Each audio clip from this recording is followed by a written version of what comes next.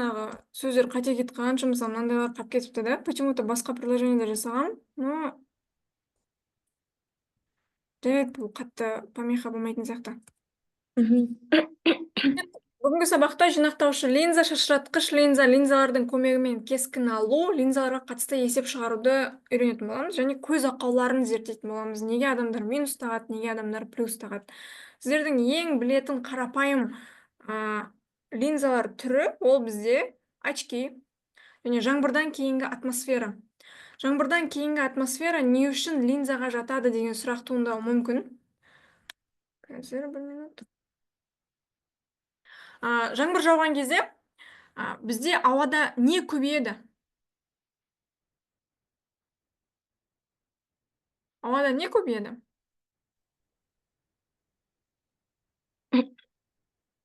Не көбейеді? Бізде вроде ауа құрғақ тұғын, жаңбыр жауғаннан кейін бізде не көбейеді? Ылғалдылық кетеді ғой? Ылғалдылық көтеріліп кетеді, погода дегенге кіріп көретін болсаңдар, жаңбырдан кейінгі прогноздарда особенно 80%, 70%, иногда 90%-ке дейін влажность кетіп қалады. Значит, ауаның құрамында не көп деген сөз? Су молекулалары өте көп деген сөз, Түсінесіз ба? Су бізде лупаның рөлін атқара алады. Давайте бәріміз видео қоспасақ та, хотя біз жаңағы аудиоларыңызды қосып, звуктарыңызды қосып жауап беріп отырыңыздар, жақсы ма? А то маған да скучно болады, сіздерден кері байланыс болмаса. Жақсы апай.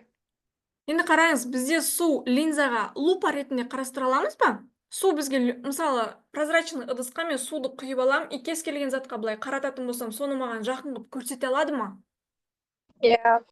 Көрсете алады. Лупамен біз жаңағы құрғақ шөпке барып ұстап тұратын болсақ, күннің сәулесін өткізіп, ана жерде өрт шығуы мүмкін ба?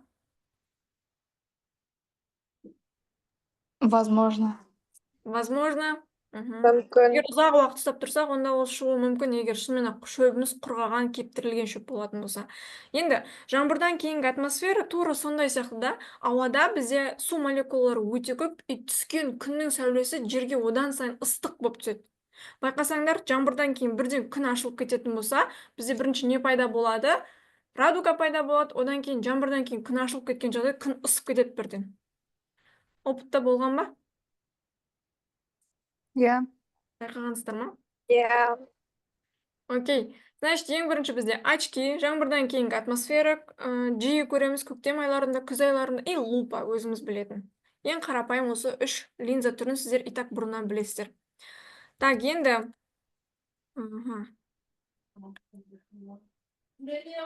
линзаның бізде енді 2 түрі бар. Біреусі жинағыш линза, екіншісі шашыратқыш линза. Бұлардың айырмашылығы неде деген сұрақ туындауы мүмкін. Бұлардың айырмашылығы біреу айтып тұр, шашыратамын деп, біреу айтып тұр, жинаймын деп. Енді қараңыз, мынау бізде жинағыш линза болып табылады. Мынау именно несін қарасаңдар, шетін қарасаңдар, түзу ма? Қараңдар, мына жерде жазып қойыңыз, шетінен ортасына қарай жуандайтын линза жинақтаушы линза деп аталынады. Ертең мынандай сұрақ келуі мүмкін ұбт-да. Шетінен ортасына қарай жуандайтын линза. Болды. Қандай ответ бермейсіздер сонда? Жинағыштар. Жинақтаушы. Значит, қараңыз, шетіне ортасына қарай жылжыған кезде уже мына жақ толщинасы көбейіп жатыр ма? Значит, бұл бізде жинағыш линза. Ал шашыратқыш линзада қарасаңыздар, мынау шеті то же самый тегіс, бірақ ортасына қарай кетіп бара жатқан кезде уже не істеп жатыр? Ойысып жатыр. Ойыс ішке қарай кіріп жатыр. Дұрыс қой? Енді бұл жақта өтетін жаңағы немізді, мына жақта да сурет бар екен. Қараңдар, шашыратқыш линза не үшін? Жинағыш линзаны біз қалай дөңес линза деп атаймыз.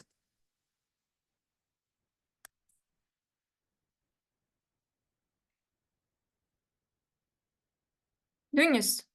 Мынау дөңес болып тұр. Банальный, түсінікті. Енді, оказывается, осы дөңес линзадан өткен жарық, мына жақтан жарық түседі де, потом олардың барлығы бір нүктеде жиналады. Мынау нүктені біз фокус нүктесі деп атаймыз. Оны қазір еще подробнее келесі слайдтарда айтатын болам. Демек, жинағыш линза барлық түскен сәулені именно осының объемына, яғни көлеміне теңдей жерге түскен сәулені бір точкаға жинап береді. Сол үшін бұны жинағыш линза деп атайды. Басқалай атауы дөңес. Бұның кітапта белгіленуі былай, стрелкалары ішіне қарап тұрады. Түсінікті ма? Ha. Енді шашыратқыш линза тура осыған қарама-қарсы. Яғни екеуі бір-біріне кері пропорция болып тұр ғой. Мысалы, қараңыз, мына жерде то же самое не істейді? Мына жер, бұны қарастырмай қояйық.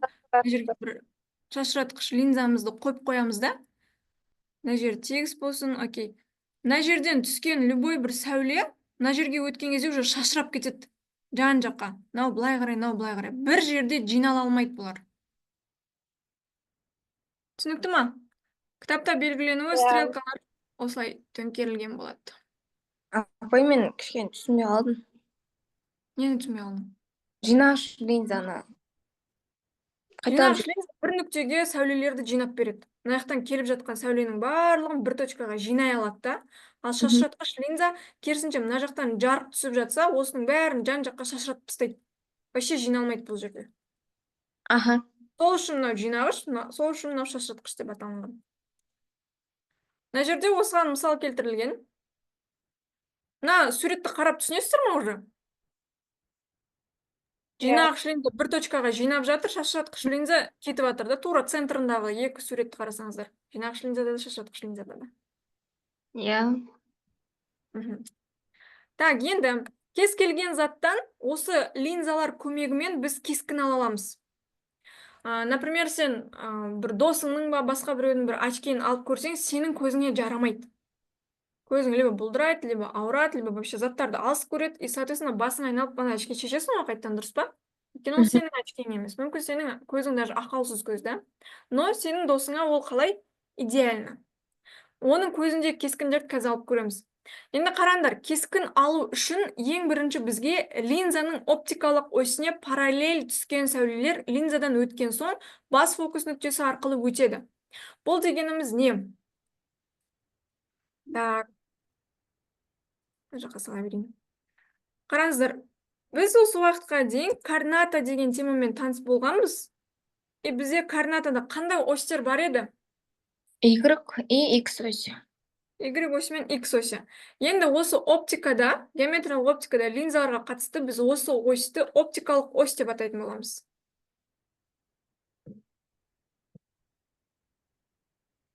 Түсінікті ма? Иә. Оптикалық ось. Енді қараңыздар, мына жерге біз кез келген бір линзаны қояйық. Мысалы, бұл қандай линза қазір мен салып жатқаным? Шыраңғы. Жинағыш линза ма? Жинағыш линза, немесе дөңес линза деп атай аламын, иә? Айтады, линзаның оптикалық осіне параллель түскен сәулелер, мынау жер именно бізге оптикалық ось болып тұр ғой, негізі, мынау именно X осі ше. Осыған параллель түскен сәуле дейді, мынау параллель түсіп тұр ма оптикалық оське? Түскен сәуле линзадан өткен соң бас фокус нүктесі арқылы өтеді. Енді біздің обычно координатада мына жерде 1 болса, мына жерде -1. Мына жерде 2 болса, мына жерде -2 тұратын еді ғой, солай ма? Но мынау екеуісінің арасындағы масштабты біз өзіміз белгілейміз, да? Например, менің дәптерімде кішкентай ғана орын қалып кетсе, значит мен арасын тым жақын қылып сызамын. -1, 2, -1 деп, +1, 2, 3, 4 деген сияқты. Егер нормальный место болатын болса, значит жаза аламын. 1, 2, 3 деген сияқты. Түсінікті ма? Мына жер түсінікті ма? Қарапайым мысал. Демек, фокус нүктесі де әр жаңағы лупа үшін, әр очки үшін әр түрлі болады. Біреу үшін 40 болуы мүмкін, біреу үшін 20 болуы мүмкін, біреу үшін 10, біреу үшін 1 болуы мүмкін. Значит, осы бір жерге мен фокус нүктемді қоям. Мына жер F болса, демек, мынау жерім менде 2F. Мынау жерім менде 3F. Тура мынау сияқты кетіп бара жатыр. Түсіндіңіз ба? Соответственно, мынау бетте де бізде F деген болады, бірақ біз -F деп жазбаймыз. Просто есептің барысында ескеруіміз керек, что, окей, мына бетте жиналды кескін, значит, минус қоям деген. Оны қазір түсіндірем. Енді қараңдар, бас фокус нүктесі дегеніміз міне мынау 1F қана, 2F жарамайды. 2F болу үшін есептің барысында 2 еселенген фокус нүктесі деген әңгіме келеді. Оны мен қазір көрсетіп аламыз. Линзаның оптикалық осіне параллель түскен сәуле линзадан өткен соң фокус нүктесі арқылы өтеді. Міне. Түсіндіре алдым ба? Кез келген мынау жинағыш линзаға түзу кеп түскен немесе оптикалық оське параллель кеп түскен сәуле всегда фокус нүктесі арқылы өтеді. Түсінікті ма? Я. Екіншісі, линзаның оптикалық центрі арқылы өткен сәуле сынбай бағытын өзгертпейді. Міне, тура оптикалық центр деген енді бізде мынау жер. Естеріңізде болса, X, Y өсіне біз мына жерді не деп атайтын едік? Ой, там 0 деп белгілейтін едік қой, дұрыс па? О нүктесі дейміз, или там 0 деп айта береміз. Енді тура осы мынау жерде бұл бізде не екен? Оптикалық центр. Ой, оптикалық центр. Түсінікті ма? Я. Оптикалық ось X осін айттық. Оптикалық центр O нүктесін айттық. F, 2F, 3F обычно өзіміздің жаңағы координатадағы масштабированиеміз ғой. 1, 2, 3, 4 деген. Енді екіншісінде линзаның оптикалық центр арқылы өткен сәуле сынбай өтеді. Демек, мына жерден түскен сәулеміз бар ғой, тура идеально бірдей түсірсек, бұл сынбай идеально дальше өтіп кетеді түзу болып. Түсінікті ма?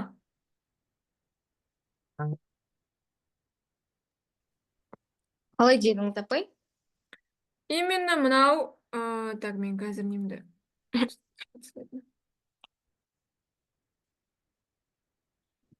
Именно мынау жерден кеп түскен сәулелер бар ғой? Ой, қазір бір минут. Мына жерден кеп түсіп атқан сәуле. Я. Оптикалық оштың бойымен түсіп атқан сәуле. Бұлай үстінен параллель емес. Оптикалық оштың бойымен түскен сәуле сынбайды, дальше түзу кетіп қалады. Мынау мысалы сынды ғой былай қарай. Фокус нүктесіне қарай сынды. Ал мынау идеально ары қарай жалғасып кетеді. Я. Ал мынау үшіншісіне қарайтын болсаңыздар, бұл үшіншісі біріншісіне противоположный әңгіме ғой. Линзаға бас фокус арқылы түскен сәулелер линзадан өткен соң линзаның оптикалық осіне параллель таралады. Бағана біз параллель түсіріп фокус нүктесінен өткіздік қой. Я. Фокус нүктесінен түсіріп дальше параллель таратамыз. Түсінікті ма? Ал на самом деле, жаңағы кескін, идеально кескін алуды үйретем, ол үшін бізге мынау бірінші пункт пен екінші пунктті идеально білсеңіз болды. Демек, қазір сіз білесіз, оптикалық оське параллель түскен сәуле линзадан өткен соң фокус нүктесі арқылы өтеді. Оптикалық оштың бойымен тура түскен сәуле сынбай дальше кетеді. Түсінікті ма? Я. Қалғандарыңызшы, Захира ғана сөйлеп отыр ғой. Түсінікті, апай. Түсінікті, апай. Окей. Кеттік онда.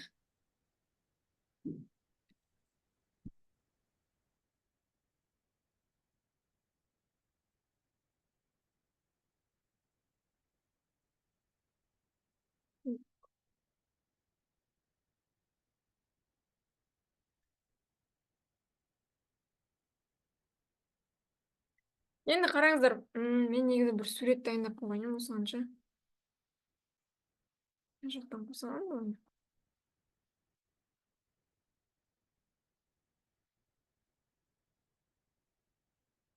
Мен WhatsApp-қа бір сурет жіберейінші, соған қараңыздаршы.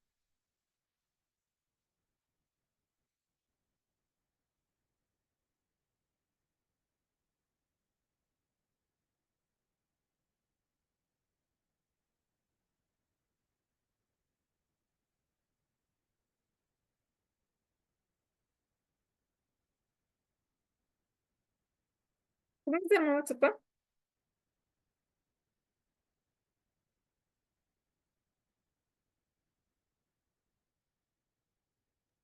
Я, кетті. Так, енді осы суретте қарайтын болсаңдар, то же самое қайттан X осі, бірақ мына жақта больше жарықтар түсіріп көрсеткенмін да.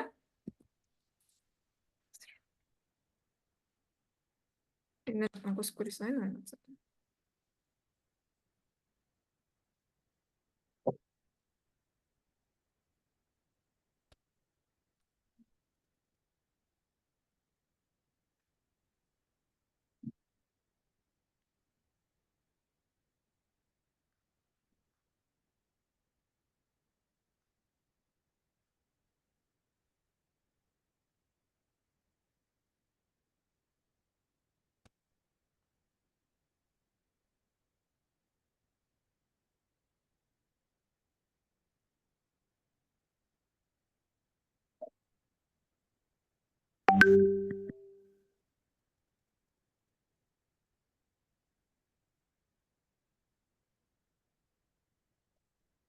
Міне көріп тұрсыздар ма, мынау жер міне идеально бөлмеппін енді.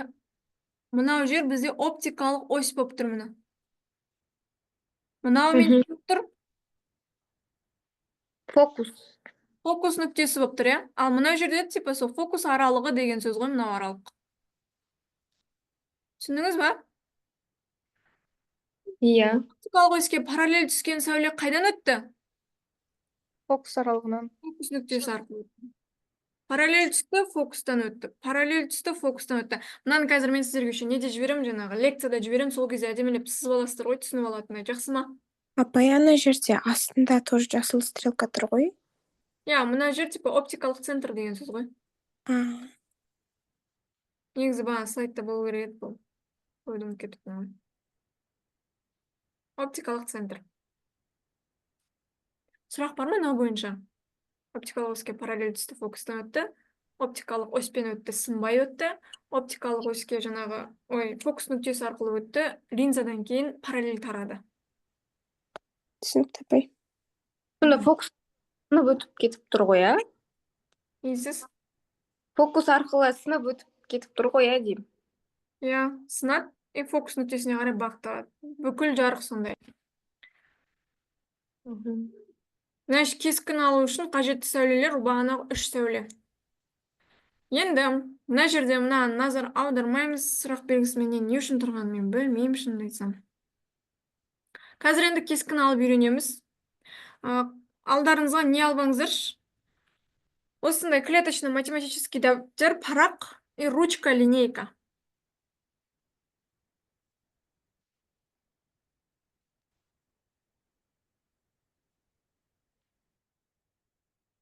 Алдыңыздар ма? Дайынсыздар ма?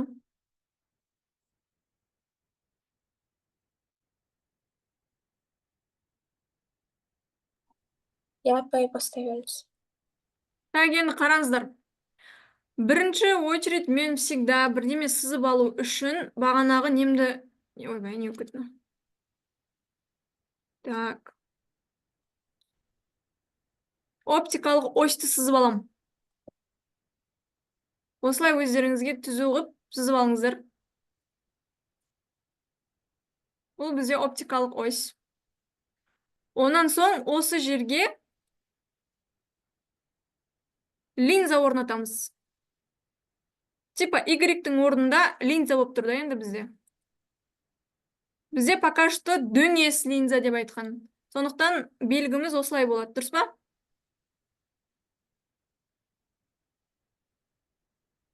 Осыны сыздыңыздар ма? Иә. Енді қараңыздар, дене дейді. 2F пен F-тің арасында тұр дейді. Бұл қалай түсінесіздер енді? Мен қазір біртіндеп жайлап түсіндірем, келесі кескіндерді сіздер алатын боласыздар, жақсы ма? Мына жерде бізде F, бағана айттық, мына жерде F болса, демек тура сондай жерде F. Тура 2 клеткадан кейін демек бізде 2F бар. Мына жерде де 2 клеткадан кейін демек бізде 2F бар. Түсіндіре алдым ғой, F, 2F, 3F, 4F, 5F кете береді солай. Енді айтады, мынау D дегеніміз дененің линзадан қашықтығы. Мына жерде тұр дейді денеміз. Түсіндіре алдым ба? Сонда апай, оң жағынан да сол жағынан да ала берсе болады ма? Или только неден сол жағынан ғана ма? Иә, сол жағынан алғаныңыз сізге ыңғайлырақ болады, әжептер. Мгм. Линзадан қашықтығы. Дене, мынау бізде дене, елкама бірдеме салық, короче. Енді осыдан кескін алу үшін бағанақ сәулелерді қолданамыз. Так, ең бірінші біз былай айтқан тұғымыз. Оптикалық оське параллель түскен сәуле, міне параллель түсті ма? Иә. Параллель түсті. Онан соң, бұл жақтан шыққаннан кейін кім арқылы өтеді дедік? Фокус. Бас Фокус. Бас фокус бізде осы болып тұр. 2F бола алмайды бас фокус. Бас фокус деген әңгіме болса, онда жай ғана F. Түсінікті ма? Иә. Енді келесі кескініміз қандай кескін еді бізде? Түзу ма? оптикалық центрге түзу түскен сәуле сынбай өтеді. Мгм.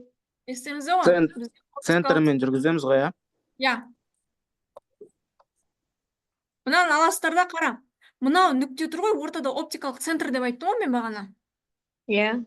Вот осыған сәуле былайынан түссе де не істемейді, ол сынбай түзу кете береді, короче.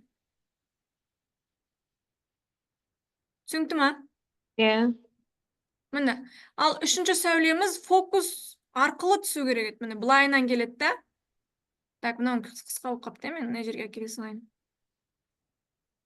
Осылай түскен сәулеміз дальше қалай кетеді дедік? Бас фокус арқылы. Жоқ, параллель кетеді. Бас фокус арқылы түсіп тұр. Сіздерде не істеді ма? Үшеуісі бірге қосылды ма?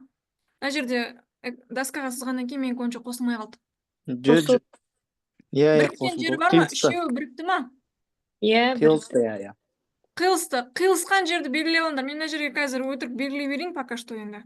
Примерно осындай бір жерде пайда болды ма денелеріңіз? Иә. Енді мынау дененің өзінен әлде қайда үлкен болып кетті ма?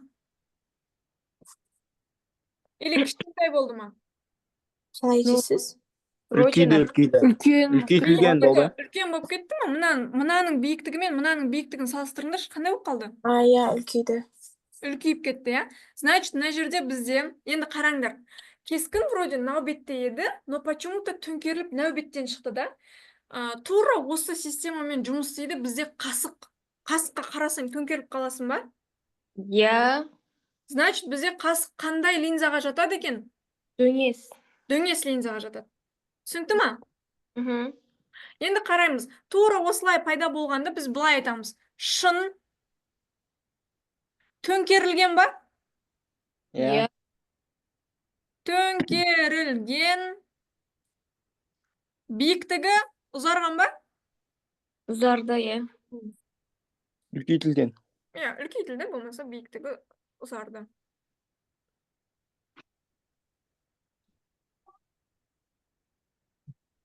Түсінікті ма? Иә. Енді камераларын қосып маған сызғандарын көрсетіңдерші. Міне. Көрініп тұр ма? Аха, көрініп тұр. Қалғандарымыз.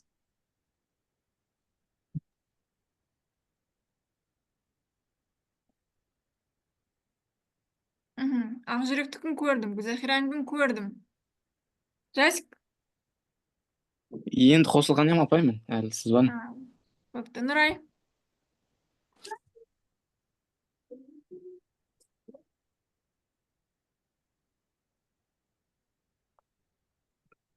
Шықты ма кескін бәрімізде? Нұрхан сызып отырсың ба, әлі көзбен шығарып отырсың ба сен? Сызып отырмын, апай, сызып отырмын. Көрсетсейші онда бір жүзіңізді көріп қойық. Ол жасағайлар қайтатын.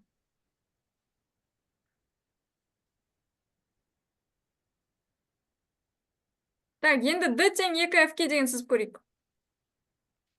Тоже ручка қарандаштарыңды алыңдар, бірге сызамыз. Д тең 2F па?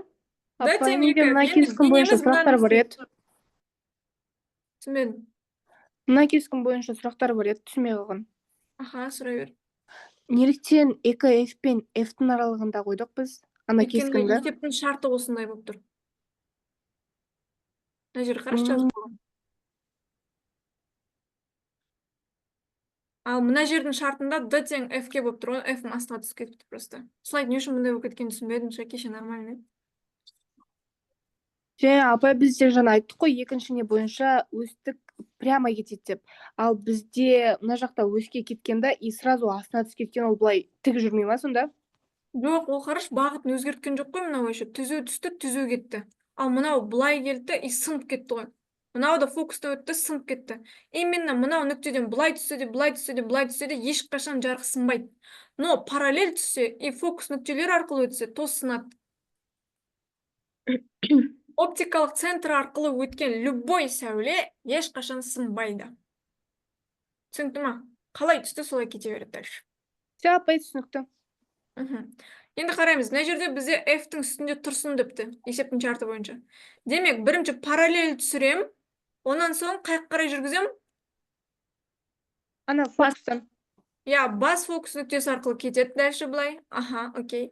Енді келесімді қалай жүргіземін? Апай, мен Оптикалық. сыздым. Аха. Сын төңкерілген бірдей болды ғой. 2F-тен бойынша Осыны жүргіздім. сыздың ба? То есть мен 2F-тен сыздым ғой мен. F-тен емес. Окей. Қазір тағы көреміз оны. Сөз Аха. көрсетесің. Ал келесі үшіншісі қай жақтан түсу керек? Бас фокус нүктесі арқылы түсіп, дальше былай параллельно сынып кету керек еді ғой. Бірақ өзі бас фокус нүктесінен тұр, дұрыс па дене? Мынаны мен қалай жылжытамын мысалы? Мынаның үстінен апарып кете алмаймын, значит бізде үшінші сәуле жүргізілмейді бұл жерде. Кескін пайда болды ма? Екі сәуле бірікті ма бір жерде? Қиылыспады. Біріккен жоқ, демек бұл жерде не жоқ екен? Кескін жоқ. Кескін жоқ. Мен сұрайыншы апай. Жаңа біз қалай дененің линзаның қашықтығын F-тен алдық та, ол қалай білеміз? Дененің қай жерде тұрғанын қалай білдіңіз? Шартында беріледі. Есептің шартында айтып қояды. Сонда D тең F деді да? Я D тең 2F, D тең F деп беріп қояды өзі. Мысалға D тең 2F десе 2F деп айтамыз ба? Я 2F-ке апарып қоясың мына жерге. Қалғандарымызда сұрақ бар ма? Сосын екінші сызықты сыздық қой. Сол Дауысың естілмей қалды. мысалға біз бас фокустан өткіздік, содан кейін екінші сызықты сыздық қой. Ол жаңағы не ма? Оптикалық центрдан өткен болып саналады ма сонда? Я оптикалық центрден өтіп тұр ғой, так саналмайды. И так оптикалық центрден өтіп тұр ғой. Соның сыздығы, сонда, Хорошо.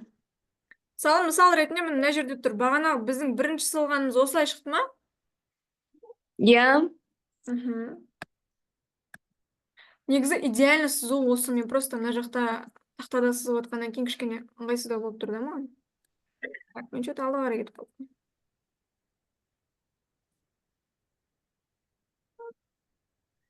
Мынаны қарастырып қойдық па? Иә. Жаңа қарастырдық. Міне. Қараңдар, мына жерде D үлкен қаншадан болып тұр? 2F-тан болып тұр ма? Я.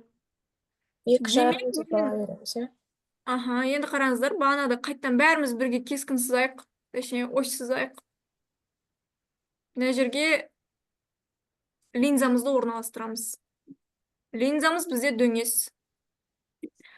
Мына жерде менде F бар, мына жерде де менде F бар, мына жерде менде 2F бар, мына жерде менде тоже 2F бар. Енді есептің шартында айтып жатыр. D үлкен 2F-тан. Демек, мына бір жерлерде пайда болып тұр ғой, мына жерде ма, мына жерде ма. Түсінесіз ғой, Я. 2F-тан ары қоям. Енді осы жерден мен кескін алуым керек. Не істеймін? Бірінші оське параллель сәуле түсірем. Параллель түскен сәуле дальше фокус нүктесі арқылы өтіп кетеді. И екінші сәуле мен оптикалық центр арқылы өткізем. Мына жерге қоям. Ал үшінші сәулеміз қандай еді? Бас фокус нүктесі арқылы өтіп, и дальше параллель кететін еді. Солай ғой? Сонда бізде тура 2F-тің тұсында жиналып тұр ма почти мына жерде? Кескін шықты ма бәрімізде? Иә. Я, енді қараңыздар, бізде кескін всегда төңкеріліп шықса, онда ол бізде шын деп аталады. Шын кескін. Төңкерілді ма?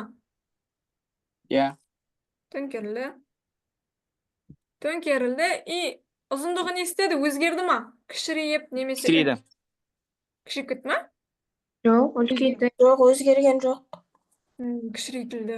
Қараңдаршы, мынау целый 2 клетканы істеп тұр да. Мына жерде просто бір-бірінің үстіне баттасып кетті, мына жерде 1,5 ғана клетка болып қалды ғой. Иә, кішірейді. Дұрыс. Менде бірдей шығып кетті.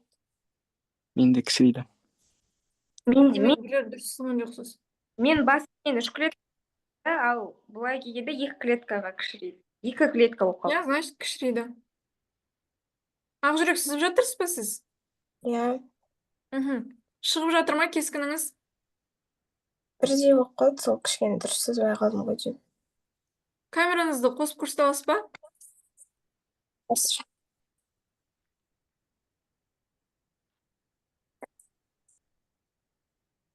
Так. Вот. Көрінді ме апай? Так, сен денені 2F-тің үстіне қойып қойғансың ғой, 2F-тан ары апару керексің.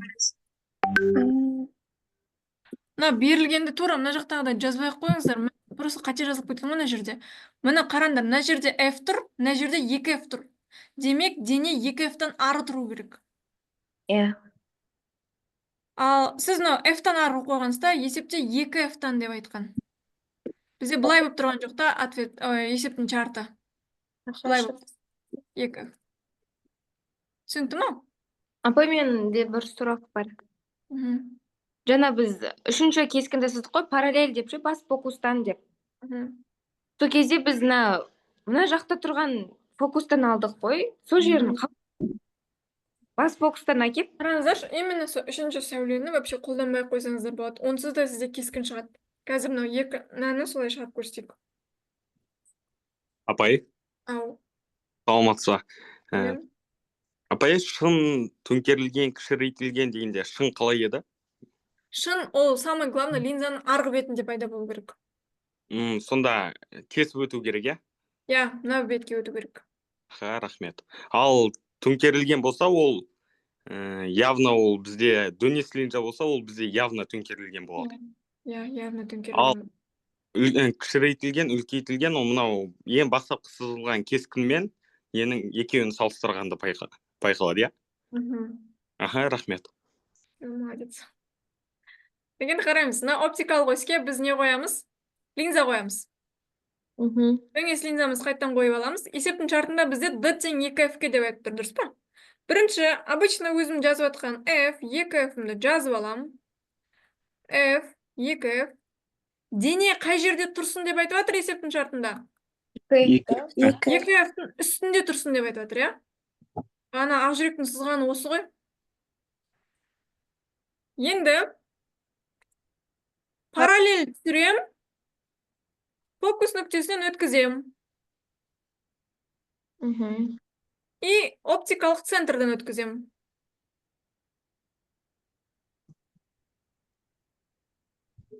Денеміз қай жерде пайда болды? Мына бір жерде пайда болды, да? Так, мен ручка. Менде бір жерінен істемей қалды ғой. Үшіншісін сызбай осылай ақ не ете салса болады, иә? Иә, үшіншісін сызбай қойсаңыздар болады. Бірінші сәулемен екінші сәулені жасасаңыздар болды. Енді қараңыздар. Мына жерде бізде шын, дұрыс па? Төңкерілген ба? Иә, Төңкерілген. бірдей. Ұзындықтары, биіктіктері өзгерген ба? Жоқ. Өзгермейді. Сіздер сызып отырсыздар ғой, менде просто мына жақта кішкене шып болып қалып. Өзгермейді. Ұзындығы өзгермейді. Демек, D тең 2F-ке болғанда шын төңкерілген өзгермеген. Апай, Ау. осы сөздерді, мысалға шын төңкерілген, өзгермейді дегендерді қалай анықтайды? Қалай анықтап Айттық қой біз бағана, шын дегеніміз самый главный линзаның арғы бетінде өтсе болды. Кескін линзаның арғы бетінде пайда болса болды міне. Өтпей қалса қандай болады, апай? Өтпей қалса қазір көрсетем, асық басыңдаршы.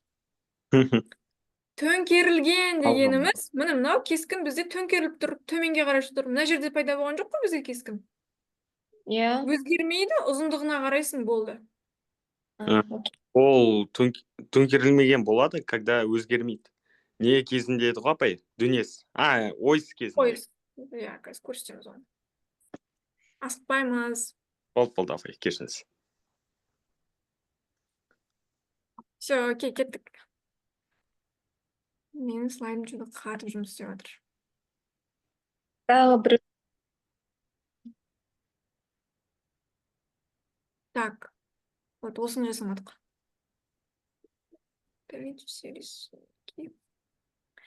Есептің шартында біз айтады енді, D үлкен F-тан деп айтып тұр, иә? Ой, точнее, кіші F-тан деп айтып тұр. Қайттан оптикалық ось сызамыз. Так. Линзамызды қойып аламыз.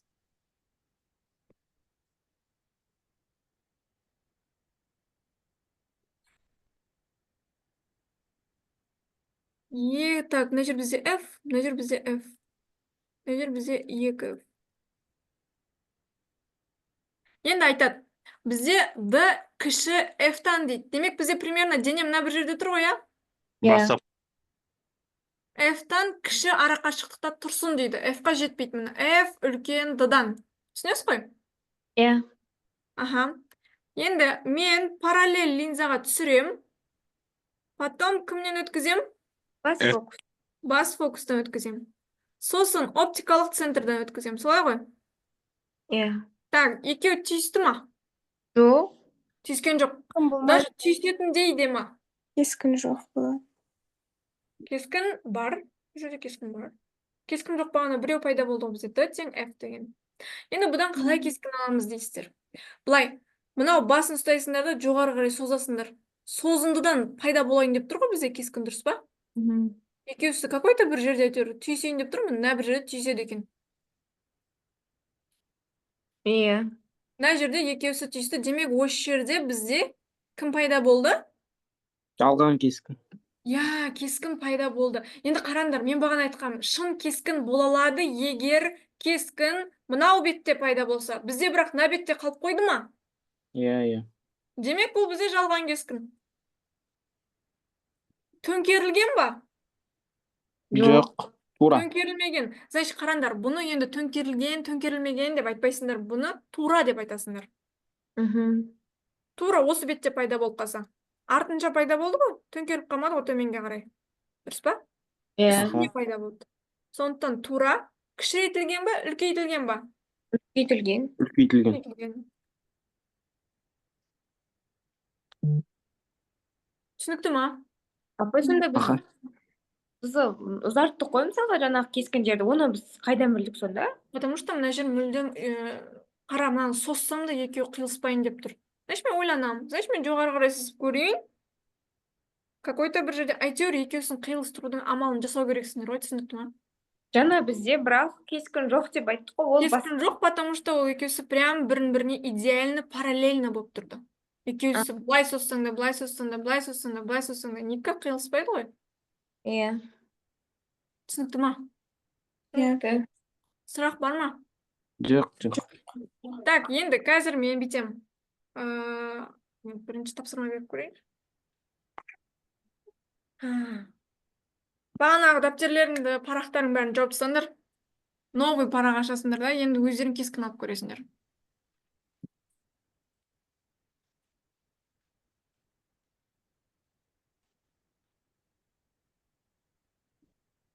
D үлкен 2F-ке. Бірінші тапсырма осы.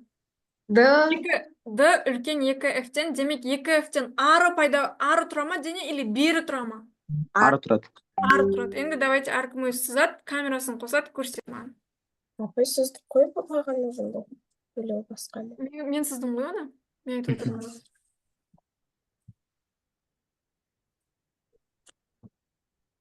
Қазір бағанағы жазғандарыңа қарамай өздерің сызасыңдар, бәрін жауып тастап. Бірінші параллель түсіреміз, потом линзадан өткеннен кейін фокустан өткіземіз.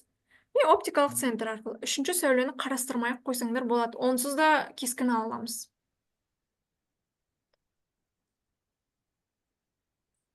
Екі F-тан ары деген ол сонда 2F пен F-тің аралығында ма? Жоқ, 2F пен ары деп тұр ма? 2F пен F-тің ортасында деп айтып тұрған жоқпын.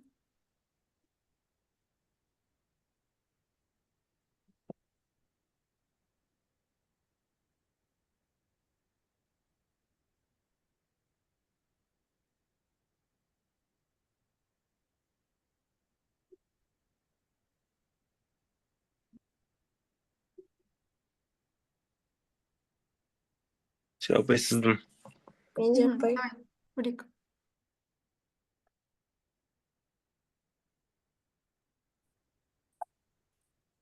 Қандай болды? Кішірейтілген болды ма, үлкейтілген болды ма сен? Қалай көрсетіп тұрсың өзіме? Қандай кескін шықты? Шын төңкерілген, қандай? Шын төңкерілген болды. Аха, шон төңкерілген. И кішірейтілген болды. Ұзындығы кішірейтілген. Мгм. Мгм. Все, молодец.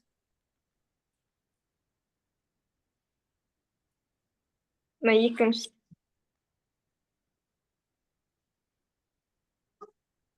Так, кішірейтілген ба, точно? Сендер, үшеу алыпсың ғой, иә? Сен Не? жақындатшы. қазақ бірақ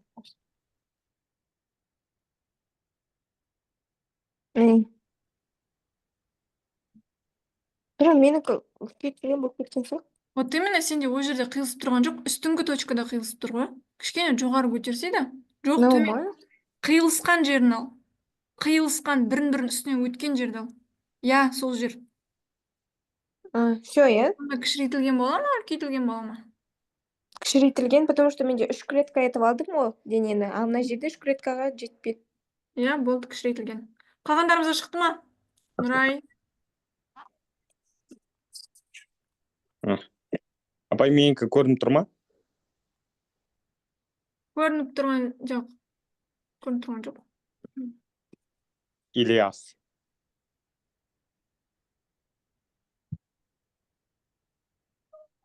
Мынау ғой, да? Все, көрініп тұр. Все, идеально, күшті. Мгм.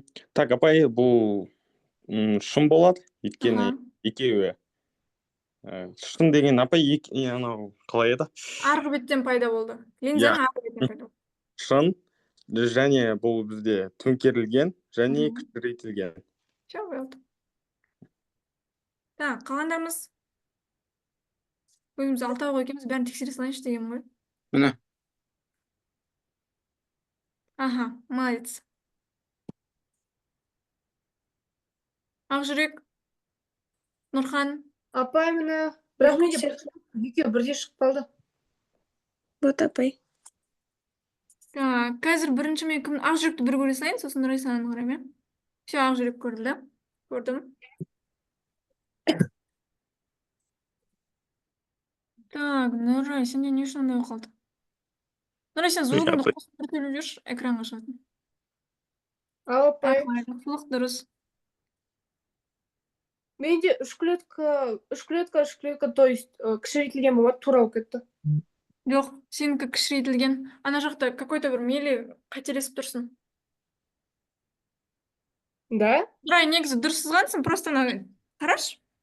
Параллель түсірдің, потом фокус нүктесінен өткіздің, окей. Сен мына жер слишком қатты бояп жібердің да. Қара, енді мына денеден ұстап, оптикалық не арқылы өткіздің. Так, 2F, F2, так, 2F.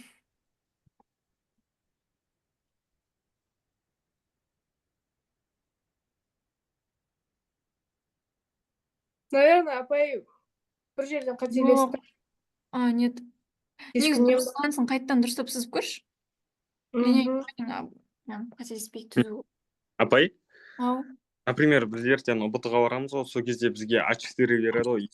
Қалған біраз А4-ға дұрыс келмей қалуы да мүмкін ғой. Иә, түсінемін. Ол үшін былай етесіздер. Ентіға кіргенге дейін көп практиковать етесіңдер. Өздерің сызып көріп жатқан кезде ол жатталып қалады міндетті түрде. Потому что қарашы, сен просто D үлкен 2F-тен шын төңкерілген кішірейтілген. D тең 2F-ке кескін жоқ. Так, F, D, 2F просто тупо жаттағаннан гөрі сызып жаттаған қайда жақсы да түсінесің. И жаттап аласыңдар сол кезде. Түсіндіре алдың ба? Иә. Так, енді дальше кетейік.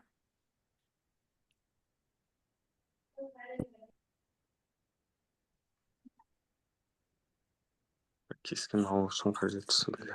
Бәрін көрдік. Енді формулаға кеттік. Бұл жерде енді бізде формулалар не үшін қажет болады, апай деген сұрақ туындауы мүмкін. Қараңдар, бізде бағана біреусі үлкейтілген болды. Үлкейген болды, иә? Біреусі кішірейтілген болды.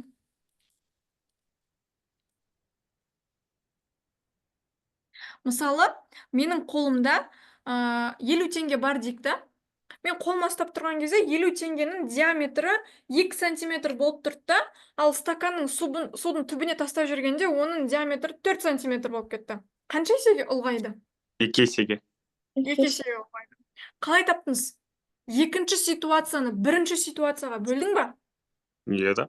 Потому что екінші ситуацияда менде диаметр 4 сантиметр болып кетті. Ал бірінші ситуацияда менікі қанша еді? 2 сантиметр еді. Енді қараңыз, мынау линзаның ұлғаюы дегеніміз h бөлінген h. Енді бұл дегеніміз не? Бағана біз былай кескін алып жаттық. Мына жерде обычно өзіміздің денеміз бар ғой, алғашқыда тұрған. Осы дененің биіктігі кішкентай ашпен белгіленеді. Ал мына жақта пайда болған кескіннің биіктігі үлкен ашпен белгіленеді.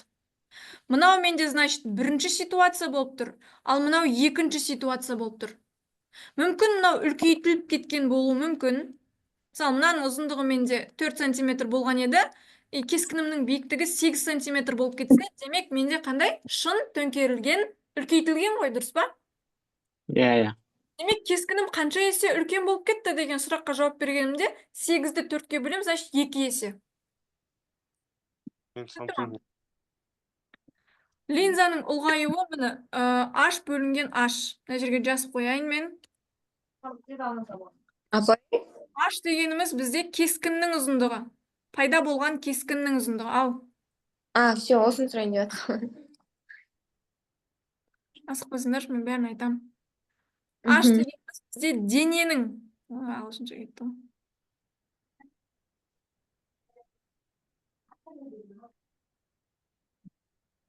Яғни бірін-бірінен жаңағы ұзындықтарын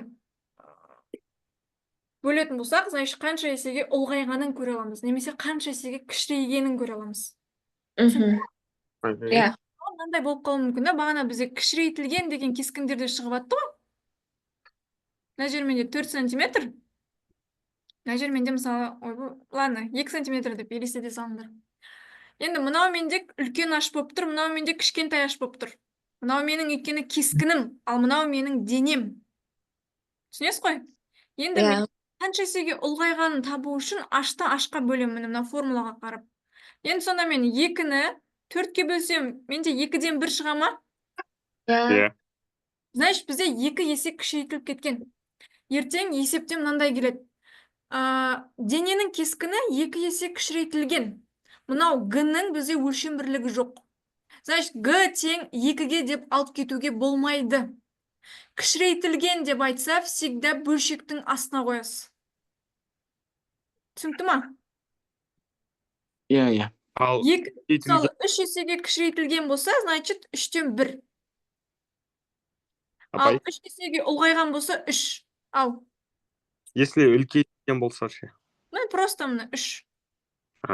Түсінікті. Кішірейтілген болса, 1 бөлінген 3. Сұрақ бар ма? Жоқ.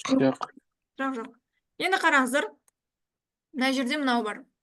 G тең F бөлінген 2. Енді бұл бізде что значит? Что это означает? Мына жерде бізде денеміз тұр, мына. Мынау дене мен линзаның арақашықтығы D. Пайда болған кескін мен линзаның арақашықтығы бізде кішкентай F.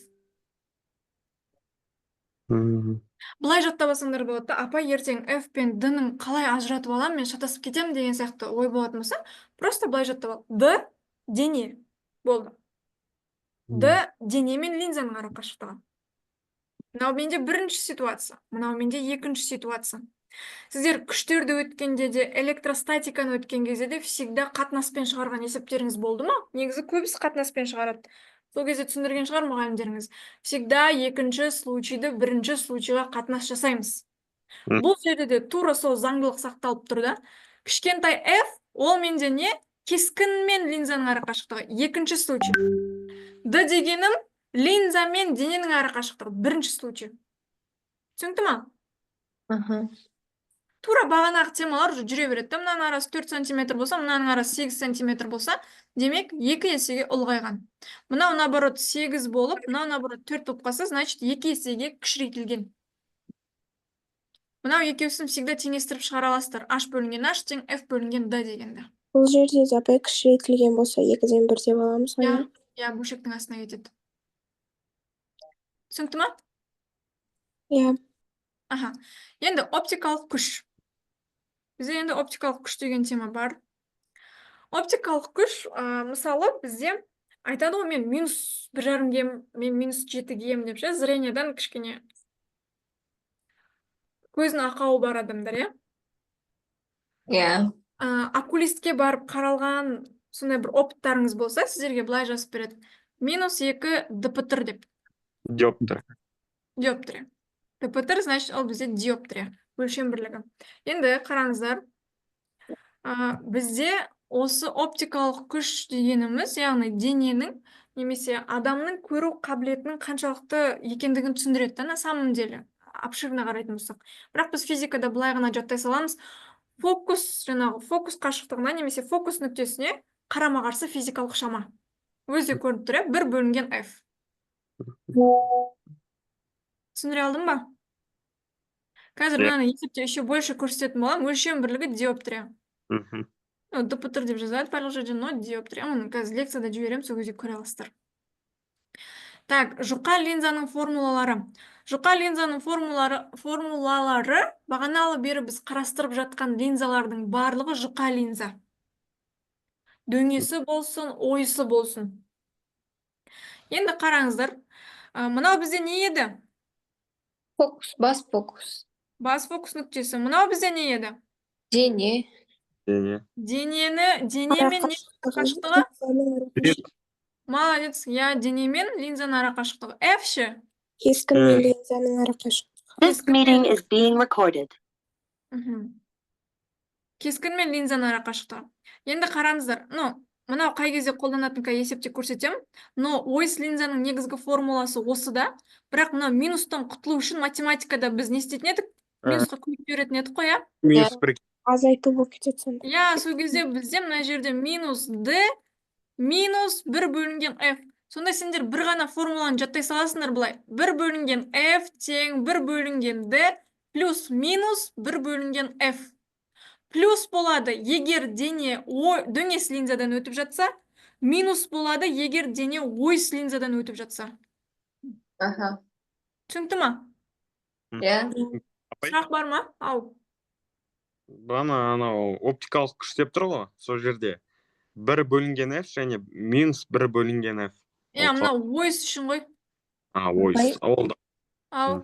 Ойыс дөңес деп берілгенде өзі беріле ма, или оны тоже? Обязательно айтады. Жайдан жай бермейді. И мүмкін апай берілмеуі мүмкін, анау кескінге байланысты береді ғой. Немесе бұрыш болады, немесе жоғарыға қарайды. Оны қазір үйреніп аласыздар, ертең үй жұмысы бар еще. Қараңдар, егер есепте, мысалы, кескін алынған, немесе жаңағы дөңес, либо ойыс екендігін айтпаса, по умолчанию кетіп қалатын жерлер болады ғой. Вот сол кезде всегда дөңеспен есеп шығарасыздар. Түсінікті ма? Егер есеп ойыс болатын болса, оны есепте обязательно айтады. Жинағыш линза, шашыратқыш линза немесе ойыс линза деп. Егер есепте айтылмай қап кетсе, всегда дөңестің формулаларын қолданасыздар. По умолчанию кетіп қалған жағдайда. Түсінікті ма? иә Так.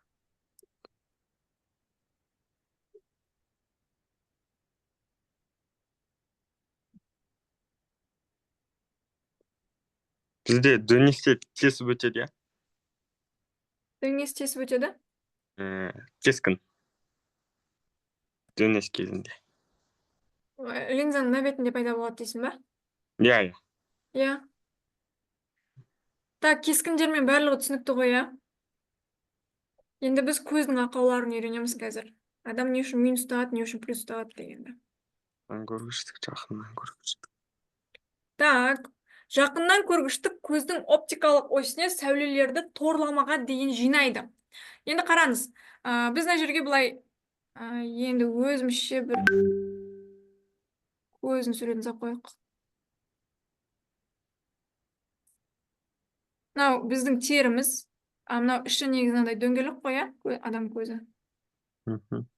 Міне мынау жер бізде көздің торламасы деп аталынады.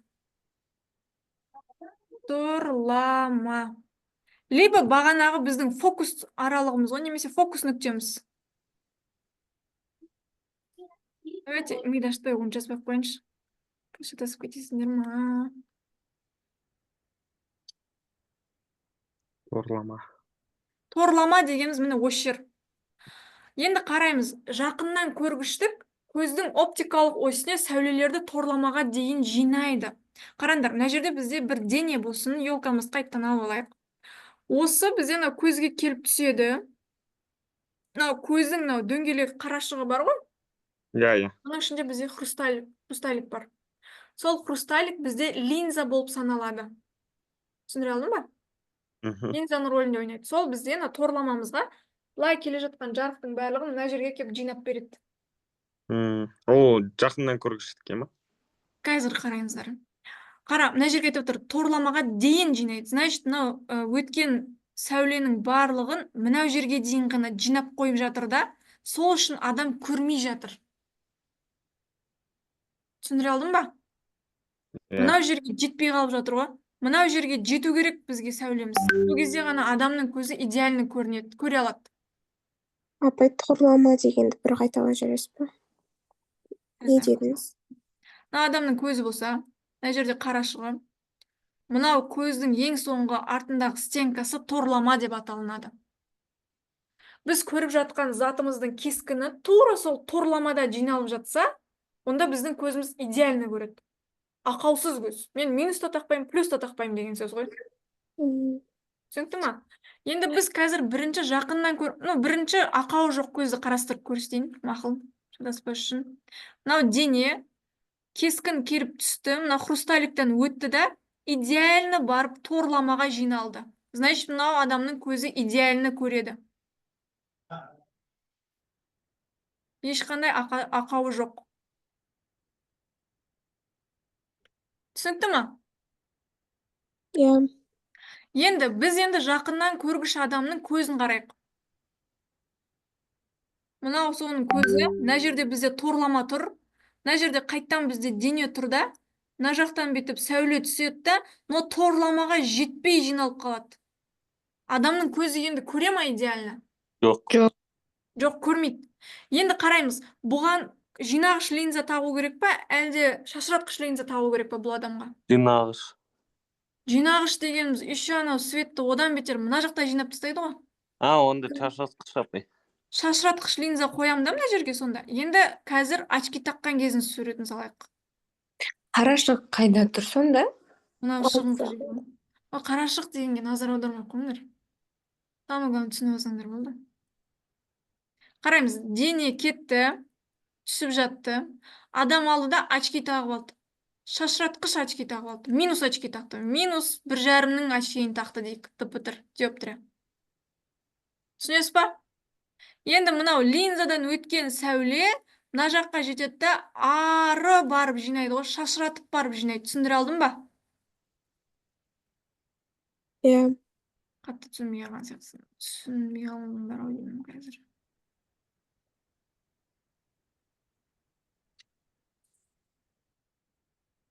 Сразу бірінші очередь не істеймін? Очки таққыздырамын. Бұл адамның көзі минус 1,5 диоптрия. Енді адамның көзіне біз қандай линза таққыздық? Чатқа жазып жатсыңдар ма? Апай, шашыратқыш. Шашыратқыш линза таққыздық, иә? Шашыратқыш линза таққызған кезде, значит, біздің жаңағы ерте жиналып қалып жатқан сәулеміз қай жаққа қарай барып жиналады? Көзге жақынырақ қарашыққа. Біз бағана мына жақта жиналып қойдық та, енді шашыратқыш линзамыз не істейді? Ары қарай алып барып, мына бір жерден әкеліп жинатқызуға көмектеседі. Мына жерге торламаға жете алмай жатқан едік те, шашыратқыш линза торламаға жеткізіп берді ғой. Енді адамның көзі көреді. Мынау очкиді всегда тағып жүрсе. Идеально көреді. Ну, и так көретін еді. Түсіндіре алдым ба? Иә. Енді, значит, алыстан көргіштік осыған наоборот болады. Мынау бізде, короче, көз сала берейінші. Мына жерде бізде торламасы тұр. Мына жерде бізде денеміз бар. Осы денемізден сәуле түседі де, бірақ бұл ары барып жиналады. Адамның көзі көреді ма енді осы жерде? Көремейді. Алыстан көргіштік көбінесе жасы үлкен кісілерде болады. Байқасаңдар, апалар, әжелеріміз ше, дәптерді немесе жаңағы газета оқығанда алыстан қойып оқиды, білесіңдер ма? Иә. Жақыннан көрсең, көрмей жатырмын деп айтады. Вот, ол кісілердің, значит, көзі бізде плюсқа кетіп қалған уже. Мысалы мынау кісінікі плюс 1,5 деп тұр едік. Енді бұған біз қандай очки таққызамыз? Шашыратқыш па, жинағыш па? Жинағыш, наверное. Наверное емес, конкретно. жинағыш Жинағыш линза таққыздырамыз. Көзіміз, мына жақта бізде торламамыз, мына жақта қарашығымыз бар. Мынада қарашығы бар, кстати. И мына жерде денеміз бар. Барат, жинап тастаған үшін уже торламаның ар жағына кетпейді. Мына жерден бастап жинала береді уже. Мына жерде жиналып тура торламаға түсіреді, сонда уже көз көретін болады. Түсінікті ма? Торлама не сонда? Апай, Торлама деген просто адамның көретін жағы. Орысша не дейтін еді? Так, сетечка дей ма, бірнәрсе деп айтатын еді. Торлама деген просто адамның көретін несі, фокус аралығы ма, көздің ішіндегі ең соңғы стенкасы ғой. Түсіндіре алдым ба? Мына дөңгелек, мынау стенка. Осы жақ бізде осы жаққа дейін кескіндерді көзіміз жинай алса, онда көзіміз идеальны көреді деген сөз болды. Сұрақ бар ма? жоқ. Торлама деп бастарын қатырмай қойыңдар, или со көздің ең соңғы границасы деп жаттай салыңдаршы болды. Қиналмаңдаршы. Негізі біздің көзіміз тура қасық сияқты көреді, барлығын төңкеріп көреміз да. Бірақ мына жақтағы мишығымыз бәрін оңғаратып береді бізге қайттан. Өйткені біздің көзіміз қандай линза, негізі дөңес линза. Дөңес линза бағаналы бері не істеп атты, барлығын төңкеріп көріп атты ғой, естеріңде ма? Значит, по идее, біздің көзімізді төңкеріп көреді, бірақ миымыз бізге санамыз қайттан оңғаратып береді барлығын. Түсінікті ғой, Иә. Иә, апай. Так, онда дальше кеттік.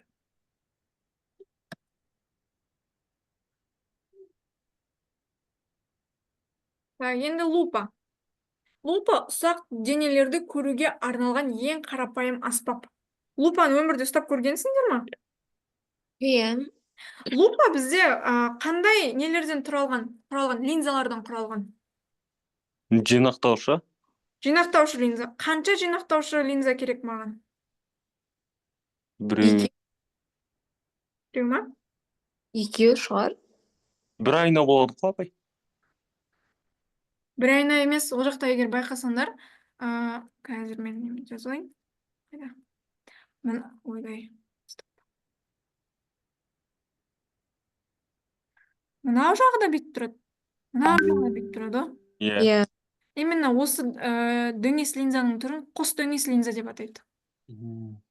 Онда екеуі сонда, иә? Иә, қос деген екеу. Ертең ентіде сондай сұрақтар келеді, что линзаны құраушы, лупаны құраушы линза түрі деген сияқты ше. Сонда қос дөңес. Иә, сіздерде ответ болады, мындай дөңес, ойыс, қос дөңес, қос ойыс деген сияқты. Сол жақта таңдайсыздар қос дөңесті. Түсінікті ма? Иә.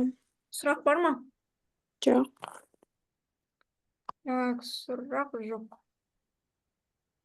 Мен бүгін тағы не айтам дедім?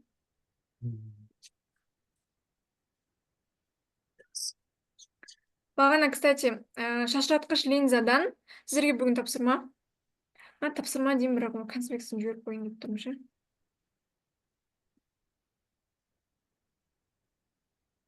Тапсырма былай. Бағана біз идеяларды қарастырдық қой. D үлкен 2F-тан, D тең 2F-ке. D бізде 2F-пен Екінің арасында. F-тің арасында. D бізде үлкен емес кіші F-тен. Тағы не қарастырдық? D тең просто F-қа.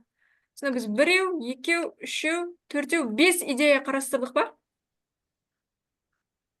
Иә. Осы идеяны енді үй тапсырмасында сіз шашыратқыш линзаны сызып келесіздер.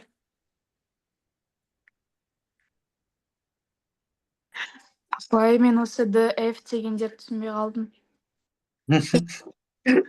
Нағыштықын сыздық па сонда? Қазір сіз басынан бастап болдыңыз ба? Что-то кіріп шығып жүрдіңіз, иә? Әсем? Иә, мен де интернет дұрыс істемей, короче, сол. Түсінбей қалдым. Когда запись сақталады, сол кезде қайттан бір қарап алыңыз. Хорошо.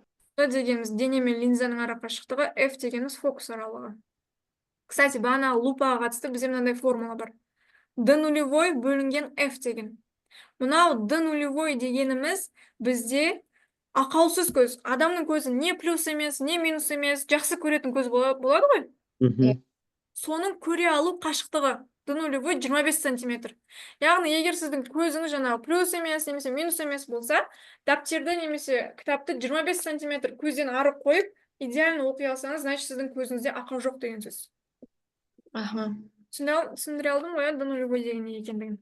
Ол тұрақты, иә, сонда бай. Ол тұрақты, иә.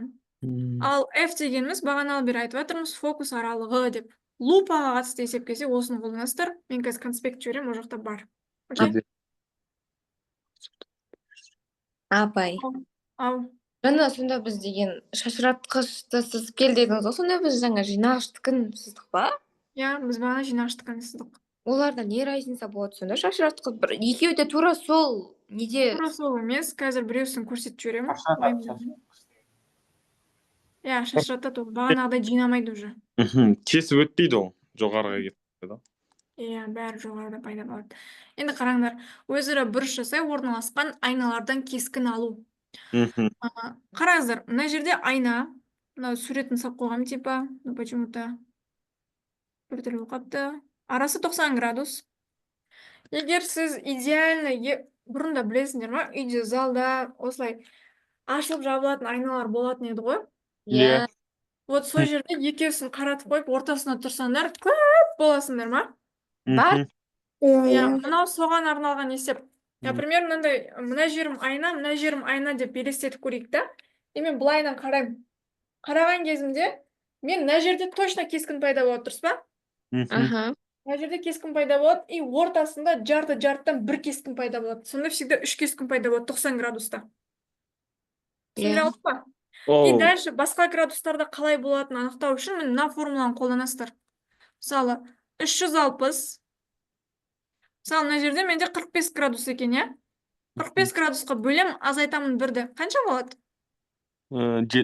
Так, 90-94 бар. 8-7 болады, апай. Иә, 7. И мына жерде көріп тұрсыңдар, 7 кескін. Мына жерге мысалы біреуімізді қойып қоятын болсақ, Гүлнұр апайды. Гүлнұр апайдың түрі мына жерден де шығады, мына жерден де, мына жерден де, мына жерден де, мына жерден де, мына жерден, и ортасынан да шығады. Түсіндіре алдым ба? 60 градус болса, 60 градусты қоя саласыңдар да, мысалы. Сонда бізде 5 кескін шығады деген сөз ғой, 60 градуста. Түсінікті ма? Иә. Так. Бұны апай сізден кейін есебіне қойып қояды ғой. Көбінде ма? Иә, енді қазір есеп шығарайық, көрейік. Сізден кейін есебінде бар ма, жоқ па? Фокус арал. Есеп апай бізге? Иә.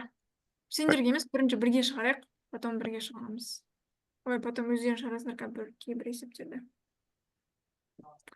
Окей. Есептеген пыс астау түсіп кетті. Фокус аралығы 25 сантиметр. Шашыратқыш линзаның оптикалық күшінің абсолют мәні неге тең? Бағана біз былай айттық қой, оптикалық күш D тең 1 бөлінген F деп, дұрыс па? Бізге қандай линза деп айтып жатыр? Шашыратқыш линза деп тұр. Шашыратқыш дегеніміз минус бола ма, плюс бола ма? Минус. Минус болады. Я, естеріңізде ғой, иә? Енді 1 бөлінген 25 дегенім сантиметр болып тұр, метрға айналдырып алайық. 25 көбейлеген 10-ның минус 2 деп. Или 10-ның минус 2 үстіге не болып кетеді? Плюс 2. 100 бөлінген 25 бола ма? Сонда біздің осындай қашықтықта көретін адамымыздың көзі минус 4 екен да. Фокус аралығы дегенде сонда бізді F, иә, апай? F, иә. Фокус аралығы деген F.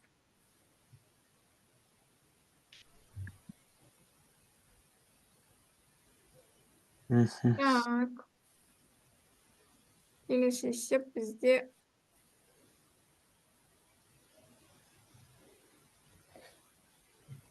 қос дөңес линзаның фокус аралығы 40 сантиметр дейді.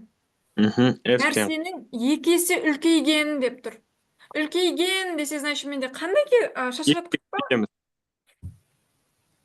Екке көбейтіп еді. G тең сонда просто қандай болады? Екі. Екі. 2 болады, 1 бөлінген 2 болмайды. 2 есе кішірейтілген болса, 1 бөлінген 2 болады дейді. Естеріңізде ғой? Мгм.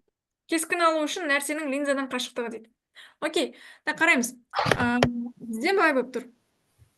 Фокус аралығым 40 сантиметрге тең болып тұр. И мен бұны келтіріп алам 0,4 метрге. Солай ғой? Иә. Енді мен білемін, что менің формулам 1 бөлінген F тең 1 бөлінген D плюс 1 бөлінген F. И G-нің формуласы менде F бөлінген D екенін де білем. Естеріңізде ма? Иә. Окей, значит менде 2 тең F бөлінген D. Маған айтып жатыр, нәрсенің, яғни дененің линзадан қашықтығы нені тап деп жатыр? D-ны тап деп жатыр, иә? Сонда мен мына жерден қазір мынау F-ті түрлендіріп алам. F тең 2D боламын. Мен алып барамда орнына қоям. 1 бөлінген 0,4 фокус аралығым осыған тең. 1 бөлінген D плюс 1 бөлінген 2D. Ортақ бөлім қанша болады? 2-ді. 2-ден 2D. сонда 3 Маған нештен берем? 2-ден. 3, иә сонда. Дальше шығарам сонда. 2D тең болып тұр. 0,1 2,5. 2,5. 2,5 па? 0,4-ті 3-ке көбейтсем? Жапай 0,4-ке бөлсе. 2,5 емес пе? Сен қысқартып жатсың ба, типа? Жаңа ең бастапқыда жаздық қой апай біз, ана 1 бөлінген F-дің орнына, фокус аралығында. Сонда 1-ді 0,4-ке бөлсе, ол бізде 2,5. Жарайды, оны бөлмей ақ қойық. Иә. Пропорция жасасақ та, мынаны мына бетке жібере салайық, мынаны мына бетке жібере салайық. Япай 1,2 шығады. Иә, 1,2, сонда D тең қанша болып тұр екен? 0,6 болады. 0,6 метр. Сантиметрге айналдырсақ? 60. 60 сантиметр. Ал F-ің қаншаға тең екен?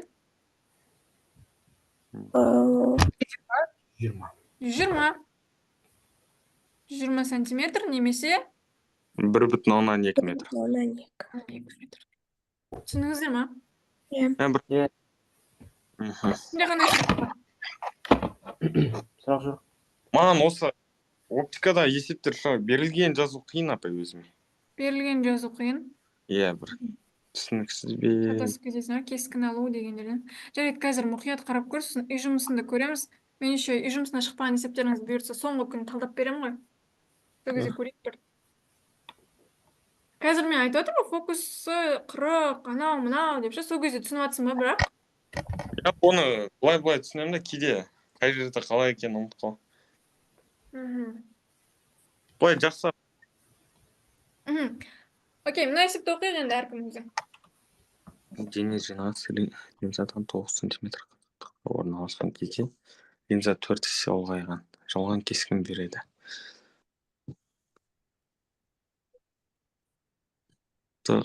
Аха. Енді қараймыз. Есепте айтады, дене жинағыш линзадан 9 сантиметр қашықтықта орналасқан дейді. Дене линзадан 9 сантиметр қашықтықта орналасқан. Демек біздің D-міз қаншаға тең болып тұр? Кішкентай F па бұл D-ма?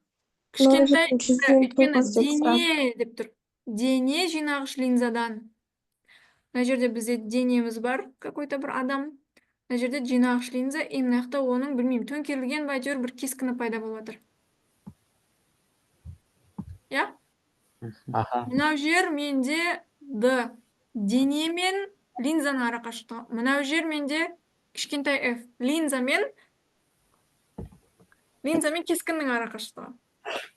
Түсіндіре алдым ба? Аха. Значит, менде D тең болып тұр 9 сантиметрге. Дене мен жинағыш линзаның ара қашықтығы 9 сантиметр. Түсініп ба? Түсініп отырмыз ба? Иә. Кезде дейді, линза 4 есе ұлғайған. Жалған кескін береді дейді. Жалған болса бізде плюс па, минус па? Минус, иә? Ал плюс болады бізде егер шын болса. Формуламды жазып алам. 1 бөлінген F тең 1 бөлінген D минус 1 бөлінген кіші F. Болады ғой? F деген сонда 4 есе болып тұр ма? Жоқ, G деген 4 есе болып тұр. Қараңдар енді. ұлғайған жалған кескін береді. Ұлғайған болса 4 деп алам ба, или не деп алам ба? 4 деп аламыз. 4 деп аламыз. Так, дальше не істеймін? Бағанағы есепке ұқсамай ма? Ұқсайды. Үйлендіреміз. Шығарып Енді- көресіңдер ме өздерің? Так, көрейік апай. Көріңдер бір. Бір F. F белгісіз ғой апай бізде. Фокус аралығы ма? Я, белгісіз. Фокус аралығы белгісіз. Фокус Ал аралығын табу керексіздер. кішкентай F-тің орнына ол да белгісіз ба типа? Ол да белгісіз. Бірақ сенде Апай, самое интересное, сенде Г бар. А Г дегеніміз бізде кішкентай F пен D-ның бөлінісіне тең. Иә, сол F-ті Соны каким-то образом қолдан әкелу керексіңдер. Бағана қалай қолдандық біз? кішкентай F-ті тауып алдық қой осы жерде. 36 болады. Иә, 36. Потом сол D мен F-тің орнына қойып, бас фокусты тауып аламыз ғой. Орта. Так, оны өзім көрсетейін, иә? Көрсете берейін ба? Қазір уақыт беріңізші. Ой бұл. Жарайды. Сонда ортақ бөлінген 0,36. Мынаға 4-тен берген, 4-тен 1-ді азайтамыз. Сонда 1 бөлінген F. Қазір апай шығып қалды менде. Сонда 0,30 тен F 3F-ға, сонда болды. F-тен 10 сантиметр апай. Так, фокус аралығы 10 сантиметр шықты ма? Қате ма? Қате болып қалды ау. Қазір бірге шығарайық деп айтып кеттік. Бізде есепте 2 ситуация. Но бір дене. Қараңдар, D1 бізде 9 сантиметрге тең. Метрға айналдырсақ қанша болады? 0,9. 0,9 метр. Сосын G екеу берілген. G1 берілген и G2. Я, бірақ қараймыз. G1-іміз бізде 4-ке тең да, но бағана айттық қой, біз шашыратқыш линза. Қайда шашыратқыш линза деген? Қара, жалған деген. Жалған кескін береді деп тұр ма? Демек, бұның жанына мен қазір бүйтес қойым, жалған деп. Шатасып кетпес үшін да. Ал G2-ім тоже 4 есе ұлғайған. Бірақ ұлғайған нақты деп тұр міне. Нақты. Нақты дегеніміз дөңес линза, жалған дегеніміз шашыратқыш линза. Қалай апай? Жалған дегеніміз шашыратқыш, нақты дегеніміз жинағыш. Енді G2-ім тоже самой 4-ке тең, бірақ бұл бізде нақты. Нақты, значит, тура деген сияқты бағана. Просто бір-біріне қандай сөздер? Ұқсас сөздер емес пе? Енді есептің шарты бойынша бізге айтып жатыр, алу үшін дене мен линзаның арақашықтығын тап. D2-ні тап деп айтып жатыр. Қара, D1-дікі бар, G1 бар. G2 бар, вот именно D2 жоқ, осыны тап деп айтып жатыр да, бізге түсінікті ма? Аха. Енді қараймыз. G1 тең F1 бөлінген D1. Енді біріншісі менде жалған шашыратқыш болған үшін 1 бөлінген F тең 1 бөлінген D минус 1 бөлінген F бола ма? Иә. Ланы, D1, F1 деп жазып ала салайын, бола ма? Болады, иә? Болады.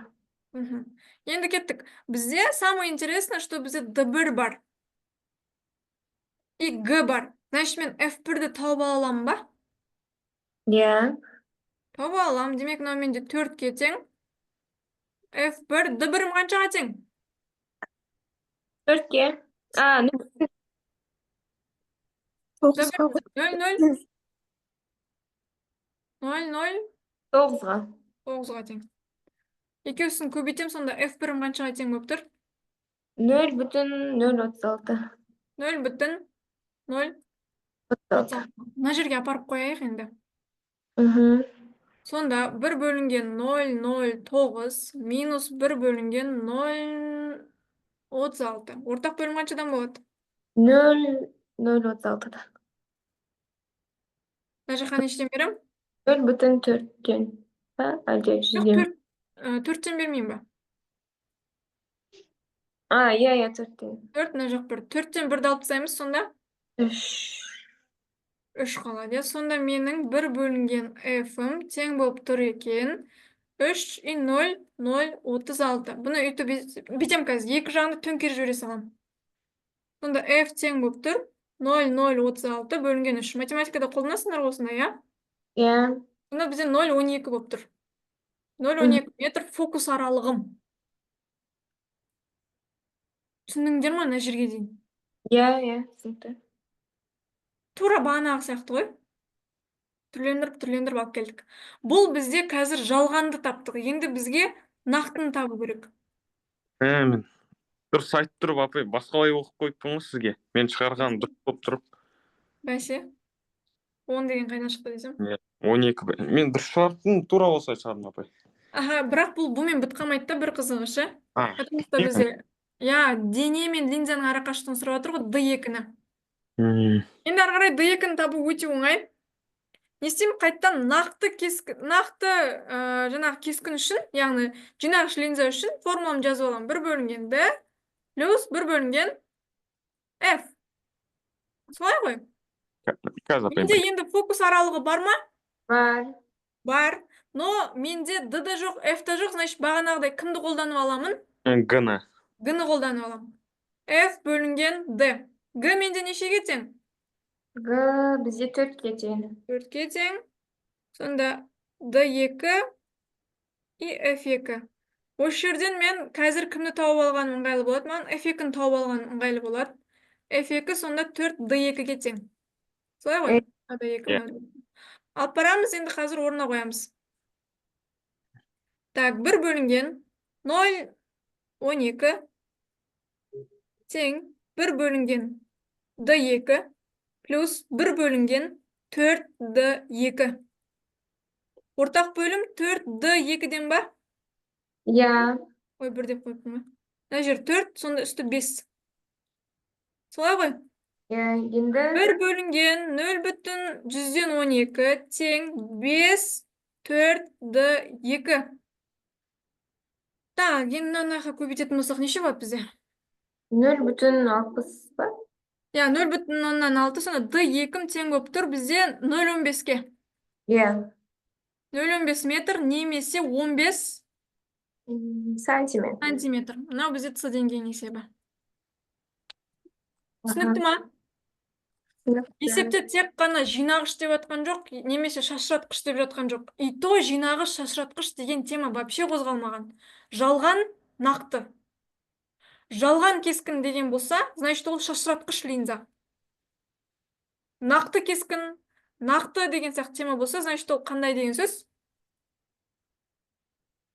Жинағыш линза. Түсінікті ма? Иә. 1 минут. Так, мына 0,2. 4-2 ортақ бөлім бердік. Аха, апай, түсінікті. Так, Нұрай, Ақжүрек. Егер прям нақты түсінбей жатқан болсаңдар, кейін записьті бір қарасаңдар болады. Болмаса, кейін екінші күні еще больше түсіндіретін боламын. Барша апай түсінікті. Но қазір түсіндіңдер ма? База әйтеуір бар ма? Иә, кішкене болды. Иә.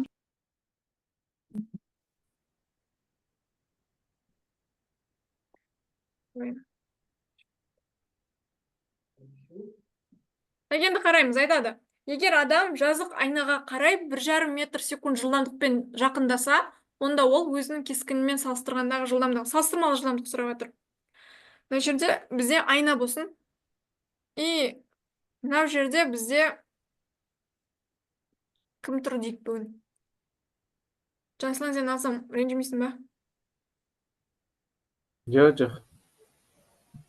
Жасылан айнадан 2 метр қашықтықта тұр. Біз айнадан қаншалықты алыстасақ, айнаның ішіндегі біз де әрмен қарай алыстаймыз ба? Иә, толық көрінеді ғой айнадан. Значит, мына жерде айнаның іші. Айнаның ішінде де жасұланның айнадағы кескіні 2 метр қашықтықта тұр. Сонда енді мынандай сұрақ келуі мүмкін да ертең есеп шығару барысында. Жасұлан енді бізде дене, ал мына айнадағыны кескін болып тұр ғой. Дене мен кескіннің арасы қаншаға тең демек? Қаншаға тең? 4 метрге. 4 метрге тең. Егер Жасұлан алдыға қарай 1 метр секундпен жылжыса, онда мынау да 1 метр секундпен алдыға қарай жылжиды кескіні де. Түсіндіңіз ба? Енді салыстырмалы жылдамдық деген міне былай. Бірлік уақыттағы жылдамдықтың өзгерісі, яғни бірлік уақыттағы арақашықтықтың өзгерісі, сори. Например, мына жерде бізде бір машина болсын. Ал бізде машина 1, ал бізде машина 2. Бірінші көліктің жылдамдығы бізде 10 метр секунд. Екінші көліктің жылдамдығы 15 метр секунд. Енді мен 1 секунд, таймды 1 секундқа қоятын болсам, 1 секундты засекать еткен кезде, менің бірінші көлігім максимум 10 метр қашықтықты жүріп тоқтайды, 1 секундтың ішінде. Екінші көлігім максимум 15 метр қашықтықты жүріп тоқтайды 1 секундтың ішінде. Екеуі де 1 секундтың ішінде қозғалып жатыр. 2 секунд емес. Значит, басында арақашықтықтары 0 еді, потом арақашықтықтары қанша болып кетті? Мынау аралық. Так, 25 метр. 25 метр. Демек, біздің салыстырмалы жылдамдығымыз осы жерде 25 метр секунд. Түсінікті ма? Қазір мынау айнаның ішіндегі адамымызбен сыртта айнаға қарап тұрған адамымыз алдыға қарай 1,5 мен қозғалды, сонда арақашықтықтар 3 метрге өзгерді ма? Иә да. Так, кім түсінбеді? Сұрақ осындай да, қанша секундта ол жүрді деген. Жоқ, қанша секунд емес, онда ол өзінің кескініне салыстырмалы жылдамдығы, салыстырғандағы жылдамдығы. Жылдамдық, скоростьті сұрап тұр бізден. Сонда 3 метр. Я, мына жерде бізде жаңағы Жасұлан тұр. Жасұлан бізде 4 метр қашықтықта тұр дейік. Значит, айнаның ішіндегі де Жасұлан 4 метр қашықтықта тұр ма? Иә. 1 секунд дегенде, мына дене, яғни сыртта тұрған Жасұлан 1,5 метрге алдыға қарай жылжи ма? 4-тен 1,5-ді алып тастасам, сонда мына жерде неше метр қалады? 2,5. Иә, анауда 2,5 и общий 5 метр болады.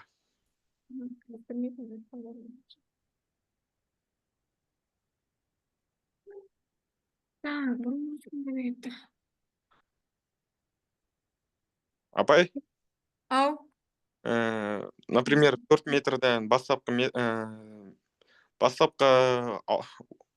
орын ауыстыру. Ой, жоқ. S. Қалай еді? Бастапқы нүктеден, апай, анау метрге дейін, ол 4 метр болса, и ол 1,5 метр жүрсе, яғни ол 2,5 болады. И сонда айнада бері қарай жүреді, и екеуі 1,5, 1,5. 2,5, 2,5, 5 болады. Дұрыс па? Қараңдар, мына жерім менде сонда қазір 2,5 болып қалды ма? Иә. Іштегі Жасұлан да мынау алдыға қарай 1,5 метр қозғалса, демек іштегі Жасұлан да алдыға қарай 1,5 метр қозғалды ғой? Соңғы орны мына жер болып қалды, бұның да арасы 2,5 болып қалды ма? Басында мынау дене мен кескіннің арасы 8 метр тұғын. Потом 5 болып қалды. Сонда қаншаға өзгеріп кетті? 3-ке. 3 метрге. Демек, салыстырмалы жылдамдығымда қаншаға тең екен? 3 метр секундқа тең. Есеп бәлде, мысал есеп айтып кеттіңіз ба? Мысал есеп емес, бағанағы есеп қона алдыға қарай жылжып кетіпті ғой. 1,5 метр деді ғой, неге біз 4 метр деп алдық? Ол енді мысалы. Сіздер негізі салыстырмалы жылдамдық дегенді механикада өтіп қойғансыздар. Егер оны дұрыс түсінген болсаңыз, қазір мен идеально түсініп отыру керек едіңіздер.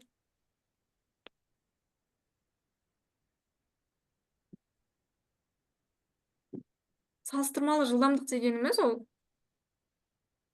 Так. Бағана түсіндірдім ғой.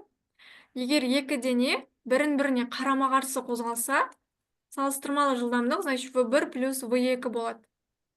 Егер екі дене бірін-біріне бағыттас болса, V1 минус V2 болады.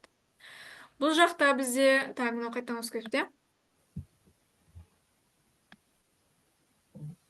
Мынау есебен ол бізде. Значит, қараңыздар, айнаның ішінде сен алдыға қарай жылжысаң, ол да саған қарай жылжиды ғой, дұрыс па? Бір-біріңе қарама-қарсы келе жатсыңдар ма, былай? Иә. Сен айнаға қарап тұрып алдыға жылжысаң, мынау артқа қарай кетіп қалмайды ғой?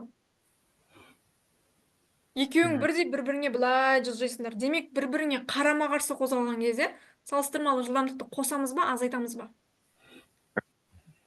Азайтамын. Қосамыз. Қосамыз, қосамыз. Қараңдар, мынаны жазып алыңдаршы өздеріңе. В салыстырмалы жылдамдық егер екі дене бағыттас болса, V1 минус V2 болады. В салыстырмалы жылдамдығы екі дене бірін-біріне қарама-қарсы болса, V1 плюс V2 болады. Ол апа екі объекті кезінде және бізде үш объекті кезінде бар, иә? Иә. Оны уже өтіп қойған болу керек дегендер. Екі объекті. Ал үш объекті кезінде бағыттары бірдей болса қосылады, әртүрлі болса азайтылады. Координатаға байланысты ғой. Иә, координат. Так, түсінікті ма, не үшін 3 болды? Өйткені айнаның ішіндегісімен сен бір-біріңе қарама-қарсы келетасыңдар.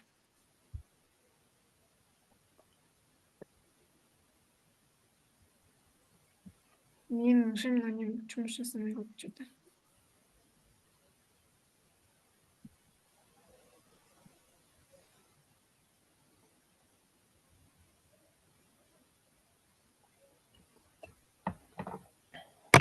Жазып алдыңдар ма бана?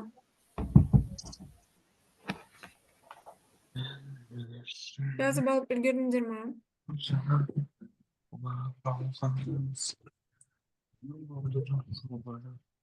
Қайсына бөлген?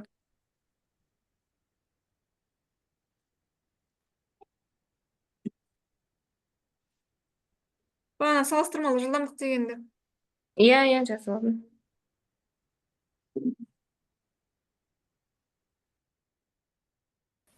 Так, мынау есеп кетті. Енді мынаны қарастырайық. Су толтырылған биіктігі 10 метр стакан түбінде жатқан тиынның бақылаушыға су бетінен көріну қашықтығы дейді. Кеше біз айттық қой, былай суға қараған кезімізде как будто бір жақын сияқты да, а на самом деле терең болады деп ше? Иә. Естеріңізде ма? Иә. Так, сол кезде біз n көрсеткіш дегенмен жұмыс жасадық па? Иә, жасадық. Тұрақты. n көрсеткішті біз қалай анықтадық ол кезде? Синус альфа бөлінген синус бета деп. Енді бұл жерде де қазір бір не бар да? n көрсеткіш тең h бөлінген h штрих деген. Бес бола ма? H дегеніміз нақты тереңдік болады. H бөлінген h штрих. Көрінетінді нақтыға бөлетін едік қой, ә? Иә. Нақты биіктік. Ал h штрих дегеніміз бізде қайтып айтсақ болады, көрінетін дейік па? Көзге көрінетін, типа примерно көрінетін. Иә. Судан көрінеді. Иә. Көзге көрінетін биіктік. Так, енді қараймыз. Міне, судың n-ін көрсетіп қойған, иә, 1,3. Нақты биіктігіміз 10-ға тең. Сонда h штрихым қаншаға тең болып тұр? H штрих 10-ды 1-де бөлеміз. Иә. Сонда адамның көзіне қанша метр болып көрініп тұр екен? Тереңдігі 7,5. 7,5, а на самом деле ол 10 метр. 2,5 метр разница болып кетті да, көрдіңіз ба? Түсінікті ма? Мынаны жазып алсаңдар. Көзге көрінетін. Мынаны да жазып алыңдар, иә? H дегеніміз нақты биіктік. H штрих дегеніміз көзге көрінетін биіктік. Да, енді 1,33 10 H1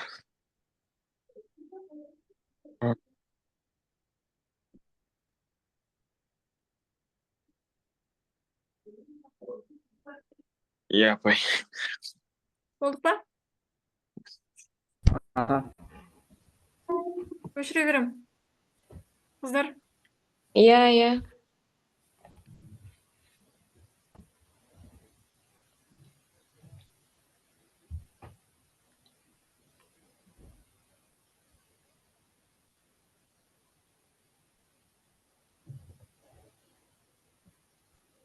Так. Оптикалық. Өздерің шығарып көрсіңдер ма? көрейік апай. Сіз чуть-чуть подсказка беріп жатсаңыз бір. Бопты, мақұл. Берейін. Оптикалық жүйе көздің фокус аралығы. Значит, бізде F қаншаға тең болып тұр? F, иә апай? Тұрамыз ба? Үлкен F деген қаншаға тең болып тұр? 1,5. 1,5. 1,5 сантиметрге. Егер бақылаушыдан 30 метр қашықтықта орналасқан нәрсенің биіктігі бақылаушыдан 30 метр қашықтықта орналасқан. Д бола ма? Д болады, иә. Биіктігі H, кіші аш бола ма? үлкен H болады, иә. Нәрсенің чисто нақты биіктігін айтып жатыр да, кескін емес. Оның бақылаушы көз торындағы өлшемі дейді. Бізге қандай H-ты тап деп айтып жатыр? Кішкентай H-ты. Шарастырма? Көрейік апай. Бағана екі формуланы теңестіреміз ғой, иә? Сонда сіз айттыңыз ғой. Болады, бірақ сендерде фокус нүктесі, мынау кішкентай F емес. Так, адамның көзі қандай линзаға жатады дедік? Шаш. Жинағыш, дөңес. Демек, формула бізде 1 бөлінген D плюс 1 бөлінген F бола ма? Осы жерден F-ті Осы тауып алып, формула арқылы F-ті тауып аласыңдар. Осы формуладан ба? Өйткені қарасай, сенде фокус нүктесі тұр, D бар. Апа еще сантиметрге. Бірінші F тауып алыңдаршы. Я сантиметр міндетті түрде метрға айналдырасың. Біреу сантиметр, біреу метр болып есеп шығаруға болмайды.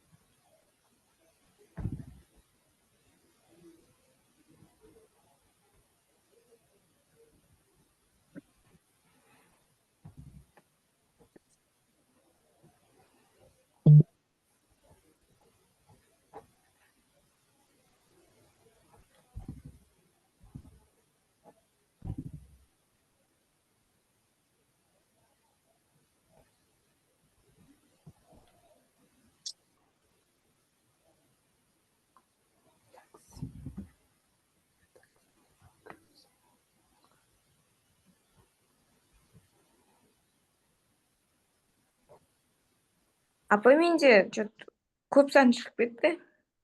Қанша шықты? 66,6. Қалғандарымызда? И 3 Метр миллилитр шықпай ма? Миллиметр. Нет, Миллиметр шықпайды. Метрмен шығарайық. 1 бөлінген 40. 1 бөлінген 40. Дұрыс па? Білмеймін пока. Қазір бірге шығарамыз. Дальше шығарып кете берсіңдерші. Қаз апай. Енді бізге не қолданамыз сонда дальше? F бар, D бар, үлкен H бар, кіші H-ты табу керек. Қандай формула еске түсіп отыр? Жаңағыны ма? G тең H бөлінген H, G тең F бөлінген D. Значит, мына екеуісін однозначно теңестіре аласыңдар. H бөлінген H, F бөлінген D. Егер сіз F-ті дұрыс тапқан болсаңыз, онда H-ты идеально тауып аласың уже ары қарай ше. Өйткені үлкен H бар, D бар, мынаны табу керек. Мә, что-то. Ну, сонда да доказать шығарып көрейік. Көріңдер давайте. Ортақ.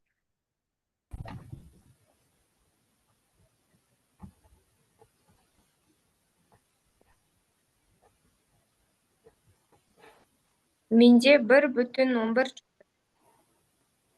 1,11. Дұрыс па? Спорт. 1,11 дұрыс емес ғой? Давайте бір қара салайын, мен шығара салайын, е? 60 шықты ғой, қате кеттім мен. Ау? 160 шықты ғой, мен қате кеттім. Мына екі аштың. Біреуге көрейік. Үй тапсырмасында бұл есеп қайттан бар, өздерің шығарасыңдар ғой. басында есеп шығара алмай қиналу это нормально. Мысалы, мектепте де басқа курсыларға қатысатын шығарсыздар. Иә. Сол кезде өткен кезде үй тапсырмасын берді. Ертесіне шықпаған есепті апайдан сұрау ол ұят емес та. Маған талдап берші, көрсетші деп ше. Барлығы я деп, я түсінік шықты деп аяқтады. Сен түсінбей қалғансың, айтуға ұялмай, ну, типа ұяласың. Ондай көбімізде бар, бәрі я деп, ана я болсыншы деп ше. Олай болмайды. Любой жерде сұрақ қойыңыз, любой жерде сұраңыз. Онда тұрған айыбы жоқ дейді ғой. Так, фокус аралығы 1,5. 1,5 сантиметрді метрге айналдырса қанша болады? 0,15. 0,15. 1000-15. 1000-15 таш. 0,015 бола ма? Иә. Дымыз 30 метр. Так, д 30 метр дегеніміз дұрыс жаздық па? Иә. 1 бөлінген 30. 30 плюс 1 бөлінген f. 1 бөлінген f. Так, мынаны бетке не өтеді? Минус. Сонда 0, 0, 15, 1, минус 1 бөлінген 30. Ортақ бөлім? 30 болады. 30-ды бөлейік. 2000 шығады. Бөлеміз 0, 0,15-ке. 2000. 1999. 1999. Сонда f-ім тең болып тұр. 30-ды бөлеміз 1999-ға, дұрыс па? Иә, 66,63 шығады. Жоқ, ондай шықпайды ғой. Әлде мен қате бөлдім. Әше? Ой, 0,015 шығады қайттан. Онда дұрыс шығатын есеп екен ғой мендікі. 30 бөлінген 1999 тең 0,015 шығып тұр. Сондай ма сендерде де? Негізі дәл осылай келетқан бөлгенде қате кетіппін. Бөлгенде қан Бағанағыдашы. И бағанағыдай h бөлінген h тең f бөлінген d. Сонда үлкен h-ым 2-ке тең болып тұр. Маған кімді табу керек еді? Кіші h-ты табу керек. Мынау 0,015-ке тең болып тұр. D-м 30-ға тең болып тұр, иә? H 60-ты бөлеміз. Ана 0,1015-ке. Иә. Қазір айтайын ба? 4000 болады апай. Все болды. По идее, мына жерде мына 30 метр емес, 30 сантиметр болған ау деймін ше. Но атак 30 метр деп шығарған кезде есеп дұрыс шықты. Түсінікті ма? Түсінікті. Апай, мен 4000 метр бола ма? Мен бұлай өз ойыммен айттым. Иә, 4000 болады, иә? Вроде қателеспесем 4. Иә, 4000. Дұрыс айттың. Сұрақ бар ма? Жоқ, сұрақ жоқ. Апай, сол берілгенің жазу сол проблема болып тұр. Берілген жазып керек емес, сразу шеше алсаң болды, сразу сөйтіп шешіп кете бер. Шешуін жазып кете берсең, по идее, нормально болады. Апай, Ал, жаңа шашыратқыш дегенді көрсетесе. біреуін көрсетем, иә. Так, мынауда С деңгейінің есебі. Бәріміз бір оқып алайық. Горизонттан биіктігі 2 градуспен күн сәулесін дәл бағытта тарату үшін қолданған жазғайынан горизонтпен жасайтын бұрыш қандай.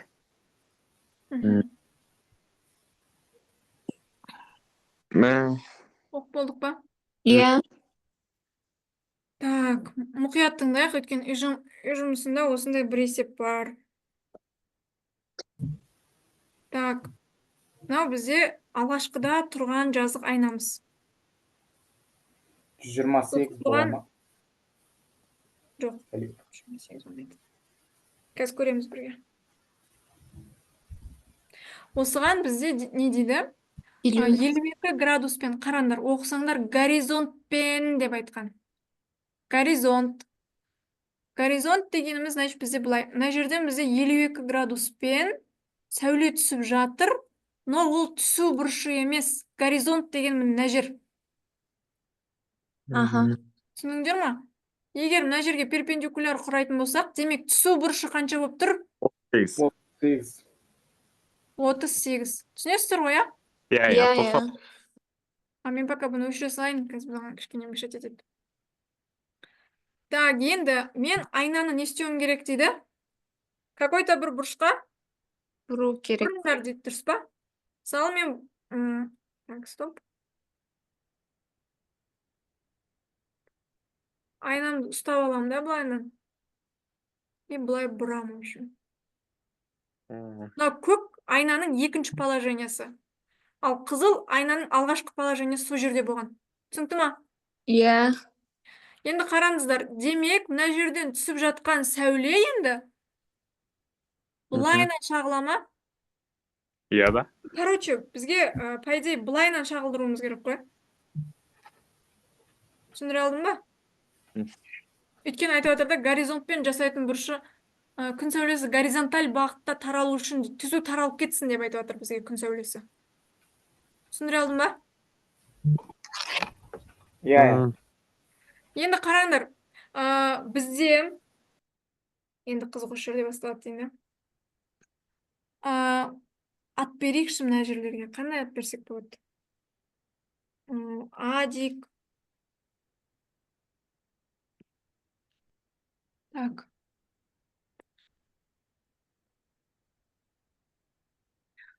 Мынау жерде мысалы менің ручкам. Мына жерді А деп алып алайын. Иә? Тура мына ортаны О деп алып алайын. Бола ма? Мына жерді Б деп алайын, мына жерді С деп алайын. Түскен сәулені. Мынаған мен қазір мынандай перпендикуляр құрастыратын болсам, Д деп алсам бола ма бұны? Ой, не үшін перпендикулярды қисайтыныз? Өйткені мынау көк айна, көк сызыққа қараш, ол айна ғой бізде. Айнаға перпендикуляр құрастыруымыз керек қой біз. Түсінікті. Ал біздің жарығымыз былайынан кетті міне. Бұны мен Е деп алайын. A, B, C, D, E. Солай. Енді қараймыз. Бізде бұрыш А, О, Б қаншаға тең болып тұр? 52. 52 градусқа тең болып тұр. Так, С, О, Е ше? СОЕ. 138. 128. 128. Аха. Бұрыш С, О, Е 180 минус 52-ке тең. Потому что мына жер менде 180-ге тең, и маған мынау жерді анықтау керек болып тұр. Солай ғой? Иә. Демек, ол жер менде 128 градусқа тең екен. Солай ма? Иә. Енді С, О, Д-ны қараңдар. Таптыңдар ма? Иә. Ол И жер. Д, О, Е-ні қараңдар. Д ол бізде апай неге тең ғой? 38-ге. Жоқ. Бірінші, мына жерде суретім менің сәл ғана кішкене қисайып кетті да. Мен қазір біраздан кейін iPad-қа дұрыстап салып, сендерге сыз жібер жіберем. Негізі мына жерде С, О, Д және Д, О, Е өзара тең болып тұр. Түсіндіре алдым ба? Потому что мына жер мынандай болып тұр, қараңдар, мынау түскен сәуле, мынау шағылған сәуле, ортада перпендикуляр, ал түскен сәуле мен шағылған сәуле бірін-біріне не болатын еді? Тең болатын еді. Демек, мына жердегі 128 градусты мен 2-ке бөліп жүрем ба? Иә. Неше болды сонда? 64 па? 64. 64, иә. 64 градус. Так, келесі енді Б, О, С дегенге қараңдаршы. Б, О, С. Кішігірім ғана сүйір бұрыш тұр ма? Иә. Так, сол бұрыш Б, О, С-ны табуым үшін мен 90-нан 64-ті алып тастауым керек па? 64? Апай. Кім түсінді? Өйткені қараш, мына жерде менде 90 градус қой. Ал мына бұрышым менде 64 градусқа тең болды. И маған мынау бұрышты табу керек. Иә. Сонда мен 90 минус 64, сонда неше болады? 26. 26 градус. Енді қараңдар, алғашында менің мынау жерім 52 градус еді. Оның 26 градусы мынау жер екен. Сонда мынау жерім қанша градус болып тұр? 26. 26 градус болып тұр. Сонда айнамыз қанша градусқа бұрылған екен? 26 градусқа бұрылған. Раз проблемасы көбейсе екен, апай. Логика керек. Иә. Ол үшін суретті салып есеп шығарамыз, просто так бетіне қарап ойланып отыруға болмайды.